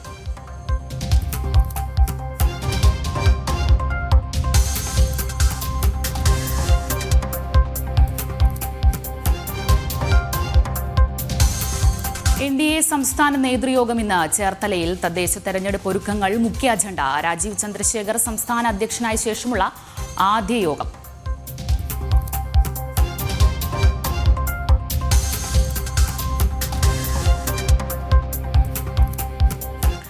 ഇറക്കുമതി തീരുവ പ്രഖ്യാപിച്ച ഡൊണാൾഡ് ട്രംപ്. അമേരിക്കയിൽ ഉയർത്തുന്ന എല്ലാ ഉൽപ്പന്നങ്ങൾക്കും 10% തീരുവ. വിദേശ നിർമ്മിത ഓട്ടോമൊബൈൽ ഉൽപ്പന്നങ്ങൾക്ക് 25%.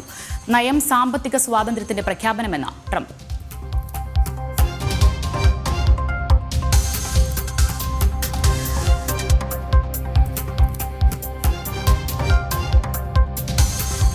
IPL-ൽ ബംഗളൂരുവിന് ആദ്യ തോൽവി. ഗുജറാത്ത് ടൈറ്റൻസിനോട് തോറ്റത് 8 വിക്കറ്റിന്. കൊൽക്കത്ത ഹൈദരാബാദ് പോരാട്ടം ഇന്ന്.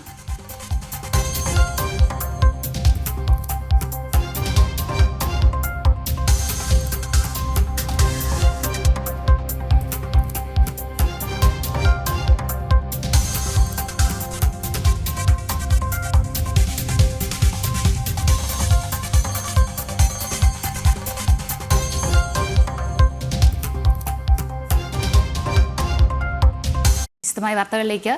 തുല്യനീതി ഉറപ്പാക്കാൻ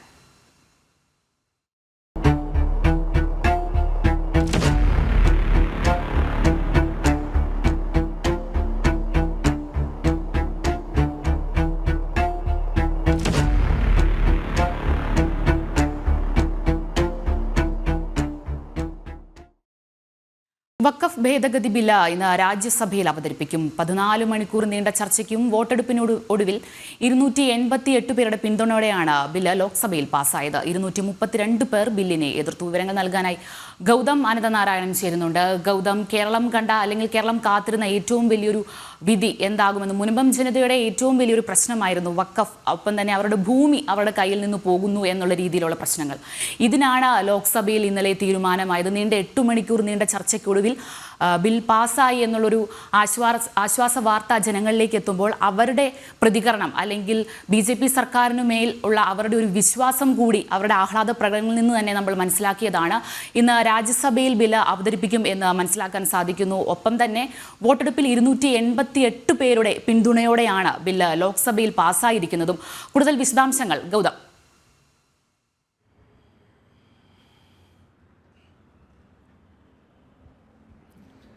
അഞ്ജന, ഇന്നലെ ലോക്സഭയിൽ ഈ വഖഫ് ഭേദഗതി ബില്ലുമായി ബന്ധപ്പെട്ട് നടന്ന ചർച്ചയിൽ മുനമ്പം പലതവണ ഉയർന്നു കേട്ടിരുന്നു. ആദ്യം ഈ ബില്ല് സഭയിൽ വയ്ക്കുന്ന സമയത്ത് തന്നെ കേന്ദ്ര ന്യൂനപക്ഷകാര്യ വകുപ്പ് മന്ത്രി കിരൺ റിജിജു മുനമ്പവുമായി ബന്ധപ്പെട്ട വിഷയം പറഞ്ഞു. അവിടെ പാവപ്പെട്ട ക്രൈസ്തവ ജനത ഇപ്പോൾ നേരിട്ട് കൊണ്ട് നിൽക്കുന്ന പ്രശ്നം പരിഹരിക്കണമെങ്കിൽ ഈ ബില്ല് സഭ കടന്നു പോകേണ്ടതുണ്ട് എന്ന സന്ദേശമാണ് ബില്ല് മേശപ്പുറത്ത് വയ്ക്കുന്ന സമയത്ത് തന്നെ കിരൺ റിജിജു പറഞ്ഞത്. അതിനുശേഷം പല തവണ മുനമ്പവുമായി ബന്ധപ്പെട്ടുള്ള വിഷയങ്ങൾ ഉയർന്നു വന്നു. പ്രത്യേകിച്ച് ന്യൂനപക്ഷകാര്യ വകുപ്പിൻ്റെ സഹമന്ത്രി മലയാളിയായ ജോർജ് കുര്യൻ അദ്ദേഹം മുനമ്പം വിഷയത്തെ ഉയർത്തിക്കാട്ടി. നരേന്ദ്രമോദിക്കും ഈ ബില്ലിനും മാത്രമേ മുനമ്പത്തെ ജനതയ്ക്ക് സംരക്ഷണം ഒരുക്കാൻ കഴിയൂ എന്നാണ് ജോർജ് കുര്യൻ വ്യക്തമാക്കിയത്. അങ്ങനെ വലിയ തോതിലുള്ള ഏതാണ്ട് 14 മണിക്കൂറിനടുത്ത് നീണ്ടുനിന്ന ചർച്ചകൾക്കിടയിലെല്ലാം മുനമ്പവും കേരളത്തിൽ വഖഫ് നടത്തിയ അധിനിവേശവും ക്രൈസ്തവ സമൂഹത്തെ ഇത് എത്രത്തോളം ദോഷകരമായി പല സ്ഥലത്ത് ബാധിച്ചു തുടങ്ങിയ വിഷയങ്ങൾ വളരെ സജീവ ചർച്ചയായിരുന്നു. ഏതായാലും ഇന്നിപ്പോൾ രാജ്യസഭയിലേക്ക് കൂടി ബില്ല് എത്തുകയാണ്. ജോർജ് കുര്യൻ ഉൾപ്പെടെയുള്ളവർ രാജ്യസഭയിൽ സംസാരിക്കും. ഈ ഘട്ടത്തിൽ മുനമ്പം വിഷയം ഇന്നും പാർലമെന്റിൽ സജീവ ചർച്ചയാകുമെന്ന കാര്യത്തിൽ യാതൊരു സംശയമില്ല. KCBC ഉൾപ്പെടെയുള്ള ക്രൈസ്തവ സംഘടനകൾ മുനമ്പം വിഷയത്തെ മുൻനിർത്തിക്കൊണ്ട് തന്നെ ഈ ബില്ലിനെ അനുകൂലിക്കണമെന്ന് കേരളത്തിലെ MP-മാരോട് ആവശ്യപ്പെട്ടതാണ്. പക്ഷേ ഇന്നലത്തെ വോട്ടെടുപ്പിൽ സുരേഷ് ഗോപി ഒഴിച്ചുള്ള ബാക്കി 19 MP-മാരും എതിരെയാണ് വോട്ട് ചെയ്തത്. ഇന്ത്യ സഖ്യം എന്ന നിലയിൽ ബില്ലിനെ എതിർത്തുകൊണ്ട് വോട്ട് ചെയ്തിരുന്നു. അതിനാൽ ക്രൈസ്തവ സമൂഹത്തിൻ്റെ ആവശ്യത്തെ ഉൾപ്പെടെ നിരാകരിച്ചുകൊണ്ട് തീവ്ര ഇസ്ലാമിക വോട്ടിന് വേണ്ടി ഈ കേരളത്തിലെ 19 MP-മാർ ഇന്നലെ വോട്ട് ചെയ്തു എന്നതാണ് ഏറെ ശ്രദ്ധേയം. ഇന്നിപ്പോൾ രാജ്യസഭയിലും വോട്ടെടുപ്പ് ഉൾപ്പെടെയുള്ള പ്രക്രിയ വൈകുന്നേരം നടക്കും. ഉച്ചയ്ക്ക് 12 മണിക്കാകും രാജ്യസഭയിലും ബില്ല് കേന്ദ്ര സർക്കാർ കൊണ്ടുവരുന്നത്. നേരത്തെ അഞ്ജന സൂചിപ്പിച്ചതുപോലെ മുനമ്പത്തും ഇന്നലെ വൈകുന്നേരം വലിയ ആഹ്ലാദ പ്രകടനം നടക്കുന്നുണ്ടായിരുന്നു. ഈ ബില്ല് അർദ്ധരാത്രിയിലാണ് പാസ്സാക്കിയത്. ഏതാണ്ട് 12 മണിക്കടുത്ത് ചർച്ച ഉണ്ടായി. അതിനുശേഷം പിന്നീട് പ്രതിപക്ഷം കൊണ്ടുവന്ന വിവിധ ഭേദഗതികൾ വോട്ടിനിട്ട് തള്ളിയതിനു ശേഷമാണ് ബില്ലുമായി ബന്ധപ്പെട്ടുള്ള വോട്ടെടുപ്പിലേക്ക് സഭ കടന്നത്. അതിനാൽ 2 മണിക്ക് ഈ വോട്ടെടുപ്പ് നടന്നു. പിന്നീട് അതിനുശേഷവും സഭാ നടപടികൾ മുന്നോട്ട് പോയി. 2:42-നാണ് ലോക്സഭ ഇന്നലെ പിരിഞ്ഞത്. ഇന്നലെ 2 മണിക്ക് ബില്ല് പാസ്സാക്കുന്ന സമയത്ത് പോലും മുനമ്പത്ത് ആഹ്ലാദ പ്രകടനവും വലിയ മുദ്രാവാക്യം വിളിച്ചുകൊണ്ടുള്ള പ്രകടനങ്ങളൊക്കെ നമുക്ക് കാണാൻ കഴിഞ്ഞതാണ്. അതിനാൽ കേരളത്തിൽ ഉൾപ്പെടെ വലിയ ചർച്ചയാകപ്പെട്ട ഒരു വിഷയമാണ് വഖഫ് ഭേദഗതി ബില്ല്. സ്വാഭാവികമായും അത് പാസ്സാകുന്നുവെന്ന് പറയുമ്പോൾ ഈ വഖഫ് കടന്നുവരവിന് വഖഫിൻ്റെ അധിനിവേശത്തിന് ഇരകളാക്കപ്പെട്ട ലക്ഷക്കണക്കിന് ജനങ്ങൾ നമ്മുടെ രാജ്യത്തിൻ്റെ വിവിധ ഭാഗങ്ങളിലുണ്ട്. അവർക്കെല്ലാം വലിയ ആശ്വാസവും ആത്മവിശ്വാസവും നൽകുന്ന ഒരു നീക്കമാണ് ഈ ബില്ലിലൂടെ കേന്ദ്ര സർക്കാർ നടപ്പാക്കുന്നത്. അഞ്ജന, ശരി. വഖഫ് ഭേദഗതി ബില്ല് ഇന്ന് രാജ്യസഭയിൽ അവതരിപ്പിക്കും. 14 മണിക്കൂർ നീണ്ട ചർച്ചയ്ക്കും വോട്ടെടുപ്പിനും ഒടുവിൽ 288 പേരുടെ പിന്തുണയോടെയാണ് ബില്ല് ലോക്സഭയിൽ പാസ്സായത്.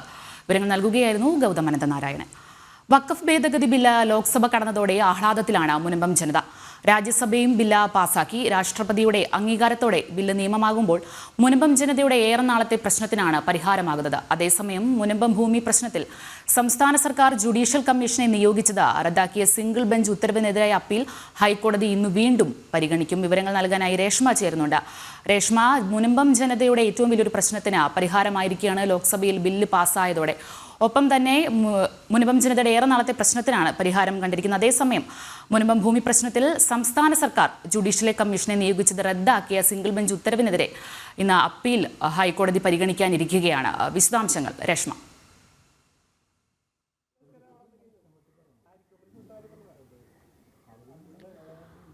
അഞ്ജന, ഈ വഖഫ് ഭേദഗതി ബില്ല് ലോക്സഭ പാസാക്കി രാജ്യസഭയിലേക്ക് ഇന്ന് എത്തുകയാണ്. അതിനുശേഷം രാഷ്ട്രപതിയുടെ അംഗീകാരത്തിനായിട്ട് വിടേണ്ടതുണ്ട്. എന്തായാലും കഴിഞ്ഞ ദിവസം ലോക്സഭ പാസാക്കിയ ബില്ല് അത് വളരെ വലിയൊരു പ്രതീക്ഷ മുനമ്പം ജനതയ്ക്ക് നൽകിയിരുന്നു. അതിന്മേൽ കഴിഞ്ഞ ദിവസം പുലർച്ചെ 2 മണിയോട് കൂടിയാണ് ഈ ബില്ല് പാസാക്കിയത്. ആ സമയത്ത് കൂടി ഈ മുനമ്പത്തെ ഈ നിരാഹാര പന്തലിൽ ആളുകൾ ഉണ്ടായിരുന്നു.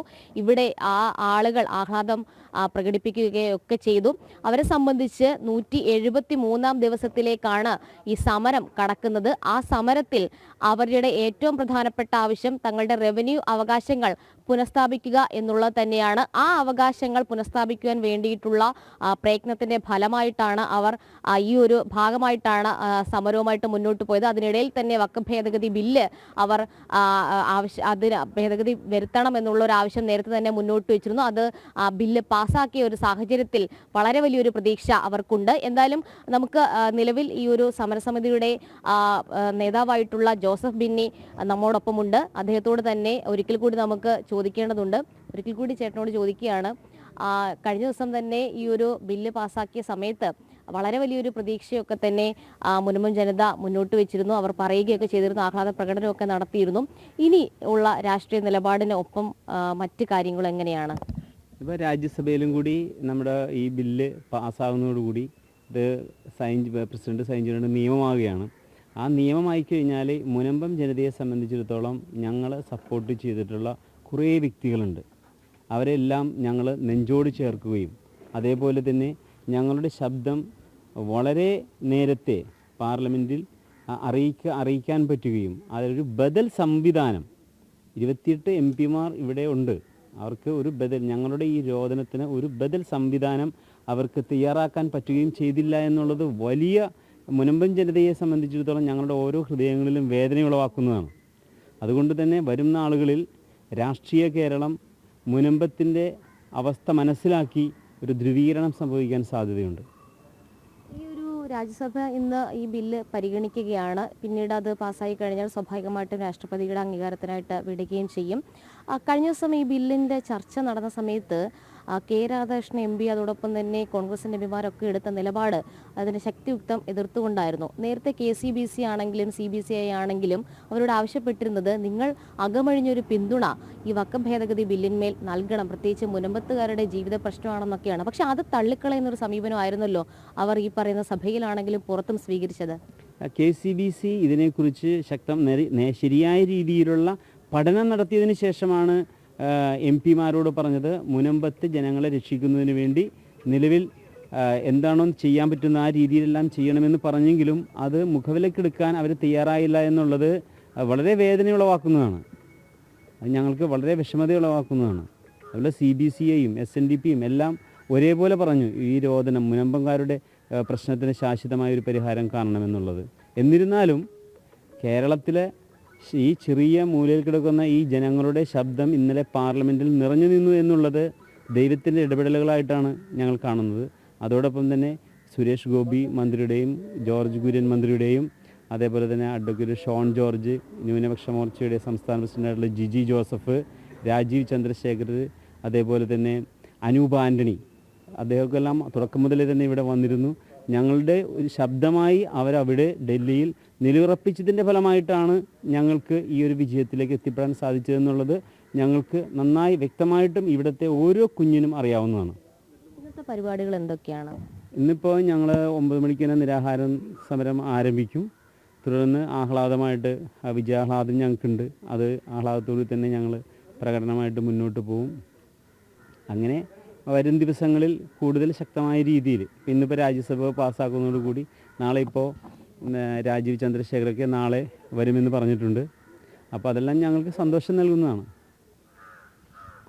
അതേ അഞ്ജന, അതായത് വളരെ വലിയൊരു സന്തോഷം അതോടൊപ്പം തന്നെ അവർക്കൊരു ആശ്വാസം കൂടിയാണ് ഈ വഖഫ് ഭേദഗതി ബില്ല് പാസ്സാക്കിയതിലൂടെ, ലോക്സഭ പാസ്സാക്കിയതിലൂടെ ഉണ്ടായിരിക്കുന്നത്. ഇനി രാജ്യസഭയിലേക്ക് എത്തുന്നു, അതിനുശേഷമുള്ള മറ്റ് നടപടിക്രമങ്ങളും പൂർത്തിയാക്കേണ്ടതുണ്ട്. എന്തായാലും അവർ പ്രതീക്ഷ അർപ്പിച്ചിരുന്ന ഒരു സംഭവം തന്നെയായിരുന്നു ഇത്. അതോടൊപ്പം തന്നെ എടുത്തു പറയേണ്ടത് നേരത്തെ തന്നെ KCBC ആണെങ്കിലും CBCI ആണെങ്കിലും അതായത് കാത്തലിക് ബിഷപ്പ് കൗൺസിലൊക്കെ തന്നെയാണെങ്കിലും അവർ ആവശ്യപ്പെട്ടിരുന്ന ഒരു കാര്യം, അതായത് പൂർണ്ണമായിട്ടുള്ള ഒരു പിന്തുണ ഈ ഒരു വിഷയത്തിൽ വഖഫ് ഭേദഗതി ബില്ലിന്മേൽ സഭയ്ക്കുള്ളിൽ കേരളത്തിൽ നിന്നുള്ള MPമാർ നൽകണമെന്നുള്ളതായിരുന്നു. പക്ഷെ അതിൽ യാതൊരു തരത്തിലുമുള്ള അനുകൂല സമീപനമോ നിലപാടോ സഭയിലോ അല്ലെങ്കിൽ പുറത്തോ ഇടതിൻ്റെ ആണെങ്കിലും UDFിൻ്റെ ആണെങ്കിലും MPമാർ സ്വീകരിച്ചിരുന്നില്ല. ഭീമഹർജി ഹൈബിയുടെ MPക്ക് നൽകിയിട്ട് കൂടി അദ്ദേഹത്തിന്റെ ഭാഗത്തു നിന്നും അനുകൂലമായിട്ടുള്ള ഒരു അഭിപ്രായ പ്രകടനം കൂടി ഉണ്ടായിരുന്നില്ല. ഇതൊക്കെ തന്നെ മുൻപത്തെ തീരദേശ ജനത തിരിച്ചറിഞ്ഞിരിക്കുന്നു. ആദ്യഘട്ടം മുതൽ ഈ ഒരു സമരപ്പന്തലിൽ പിന്തുണയുമായിട്ടെത്തിയ BJP വലിയ രീതിയിൽ അവർക്ക് പിന്തുണ മാത്രമല്ല ഒരു ഉറപ്പും നൽകിയിരുന്നു.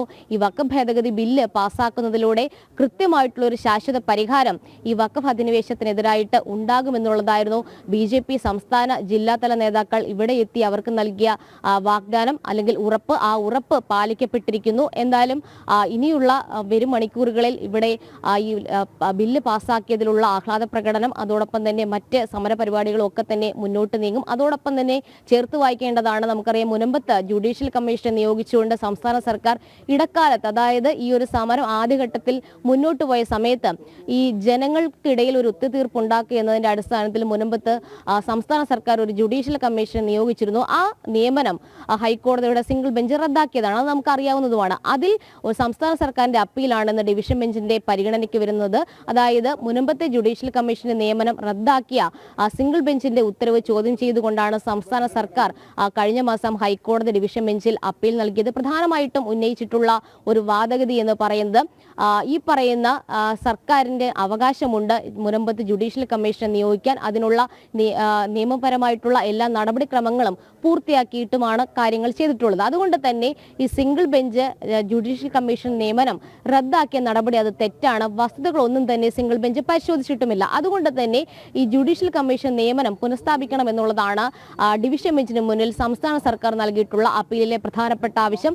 കഴിഞ്ഞ ആഴ്ച ഈ ഹർജി വന്ന സമയത്ത് സംസ്ഥാന സർക്കാർ ഉന്നയിച്ച ഒരു പ്രധാനപ്പെട്ട ഒരു ആവശ്യം, അതായത് ഒരു ഇടക്കാല ആവശ്യം എന്നുള്ള രീതിയിൽ ഈ പറയുന്ന ജുഡീഷ്യൽ കമ്മീഷന്റെ പ്രവർത്തനം പുനരാരംഭിക്കണം എന്നുള്ളതായിരുന്നു. എന്തായാലും ഈ വഖഫ് ഭേദഗതി ബില്ലൊക്കെ വരുന്ന ഒരു സാഹചര്യത്തിൽ ഇനി ജുഡീഷ്യൽ കമ്മീഷനൊന്നും അത്ര കണ്ട് പ്രസക്തി ഉണ്ടാകില്ല. പക്ഷേ ഹൈക്കോടതിയിൽ ഹർജിയിരിക്കുന്ന ഒരു സാഹചര്യത്തിൽ അതിന്റെ നിയമാനുസൃതമായിട്ടുള്ള നടപടിക്രമങ്ങൾ പൂർത്തിയാക്കേണ്ടതുണ്ട്. എന്തായാലും സംസ്ഥാന സർക്കാരിന്റെ വാദഗതികൾ ഏതു വിധത്തിലായിരിക്കും, അതോടൊപ്പം തന്നെ ഹൈക്കോടതി നടത്തുന്ന നിരീക്ഷണങ്ങൾ അത്ര കണ്ട് പ്രസക്തവുമായിരിക്കും. ശരി, രശ്മ പറഞ്ഞതുപോലെ തന്നെയാണ് ലോകം അല്ലെങ്കിൽ ഇന്ത്യ ഏറ്റവും കൂടുതൽ അനുഭവിച്ചിരുന്ന ഓരോ ജനങ്ങളും ഏറ്റവും കൂടുതൽ ബുദ്ധിമുട്ടിയ ഒരു പ്രശ്നം തന്നെയായിരുന്നു വഖഫ് എന്ന് പറയുന്നത്. തങ്ങളുടേതായ ഭൂമി പെട്ടെന്നൊരു ദിവസം തങ്ങളുടേതല്ലാതായി മാറുന്ന ഒരവസ്ഥ. ആ സാഹചര്യത്തിൽ നിന്നുകൊണ്ട് തന്നെയാണ് കേരളത്തിലെ മുനമ്പം ജനതയ്ക്ക് ആശ്വാസമായിക്കൊണ്ട് ലോക്സഭയിൽ ഇന്നലെ ബില്ല് പാസ്സായി. ഇന്ന് രാജ്യസഭയിലേക്ക് ബില്ലെത്തും. ഒപ്പം തന്നെ ബാക്കി നടപടിക്രമങ്ങളും കാര്യങ്ങളുമൊക്കെ വരുന്ന മണിക്കൂറുകളിൽ പ്രേക്ഷകരുടെ മുന്നിലേക്ക് ജനം TV എത്തിക്കുക തന്നെ ചെയ്യും. എന്തായാലും മറ്റൊരു പ്രധാനപ്പെട്ട വാർത്തയിലേക്ക് കൂടി പോവുകയാണ്.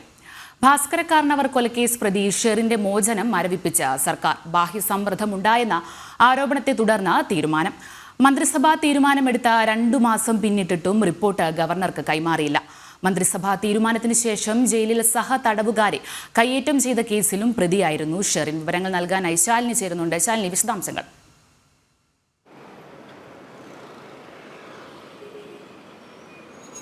അഞ്ജന, 2009 നടന്ന ഭാസ്കര കാർണ കൊലക്കേസിലാണ് ഇപ്പോൾ നിർണായകമായിട്ടുള്ള നടപടികൾ ഉണ്ടാകുന്നത്. 2 മാസങ്ങൾക്ക് മുൻപാണ് മന്ത്രിസഭാ യോഗത്തിൽ ഒരു വിടുതൽ നൽകാൻ ഈ പ്രതി ഷെറിന്, കാരണവരുടെ മരുമകളായ മകന്റെ ഭാര്യ കൂടിയായ ഷെറിന് ജയിലിൽ നിന്ന് ജയിൽ മോചനം സാധ്യമാക്കിക്കൊണ്ടുള്ള തീരുമാനം ശുപാർശ മന്ത്രിസഭാ യോഗം അംഗീകരിക്കുന്നത്. ഈ മന്ത്രിസഭാ യോഗ തീരുമാനവും ശുപാർശയും രാജ്ഭവനിലേക്ക് അയക്കാൻ സർക്കാർ ഇരിക്കുന്നതിനിടയിൽ തന്നെയാണ് മോശമല്ലാത്ത പ്രതികരണങ്ങളും ഒപ്പം തന്നെ കൂട്ടുപ്രതിയെ അടക്കം ആക്രമിച്ച കേസിൽ ഷെറിന് പ്രതിയാകുന്ന ഒരു സാഹചര്യം കൂടി ഉണ്ടായത്. ഒപ്പം തന്നെ വിവിധ മേഖലകളിൽ നിന്ന് ലഭ്യമായ റിപ്പോർട്ടുകളുടെ അടിസ്ഥാനത്തിൽ കൂടിയാണ് ഇപ്പോൾ ഇത്തരത്തിലൊരു തീരുമാനത്തിലേക്ക് സർക്കാർ എത്തുന്നത്. ബാഹ്യ ഇടപെടലുകളെ തുടർന്ന് ഈ ഒരു തീരുമാനം മരവിപ്പിക്കാനാണ് സർക്കാർ തലത്തിൽ ധാരണയായിട്ടുള്ളത് എന്നുള്ളതാണ് നമ്മൾ മനസ്സിലാക്കുന്നത്. ഒന്ന്, ഈ മന്ത്രിസഭാ യോഗത്തിന്റെ ശുപാർശ വന്നതിന് ശേഷം ഷെറിന്റെ ഭാഗത്തു നിന്നുണ്ടായ പ്രകോപനങ്ങൾ, ഒപ്പം തന്നെ ഗവർണർ അർലേക്കറുടെ മുൻപിലേക്ക് എത്തിയിട്ടുള്ള ചില പരാതികൾ. കാരണം നിരവധി ജയിലുകൾ അല്ലെങ്കിൽ മാറ്റി പാർപ്പിച്ച ഒരു പ്രതിയാണ് ഷെറിൻ.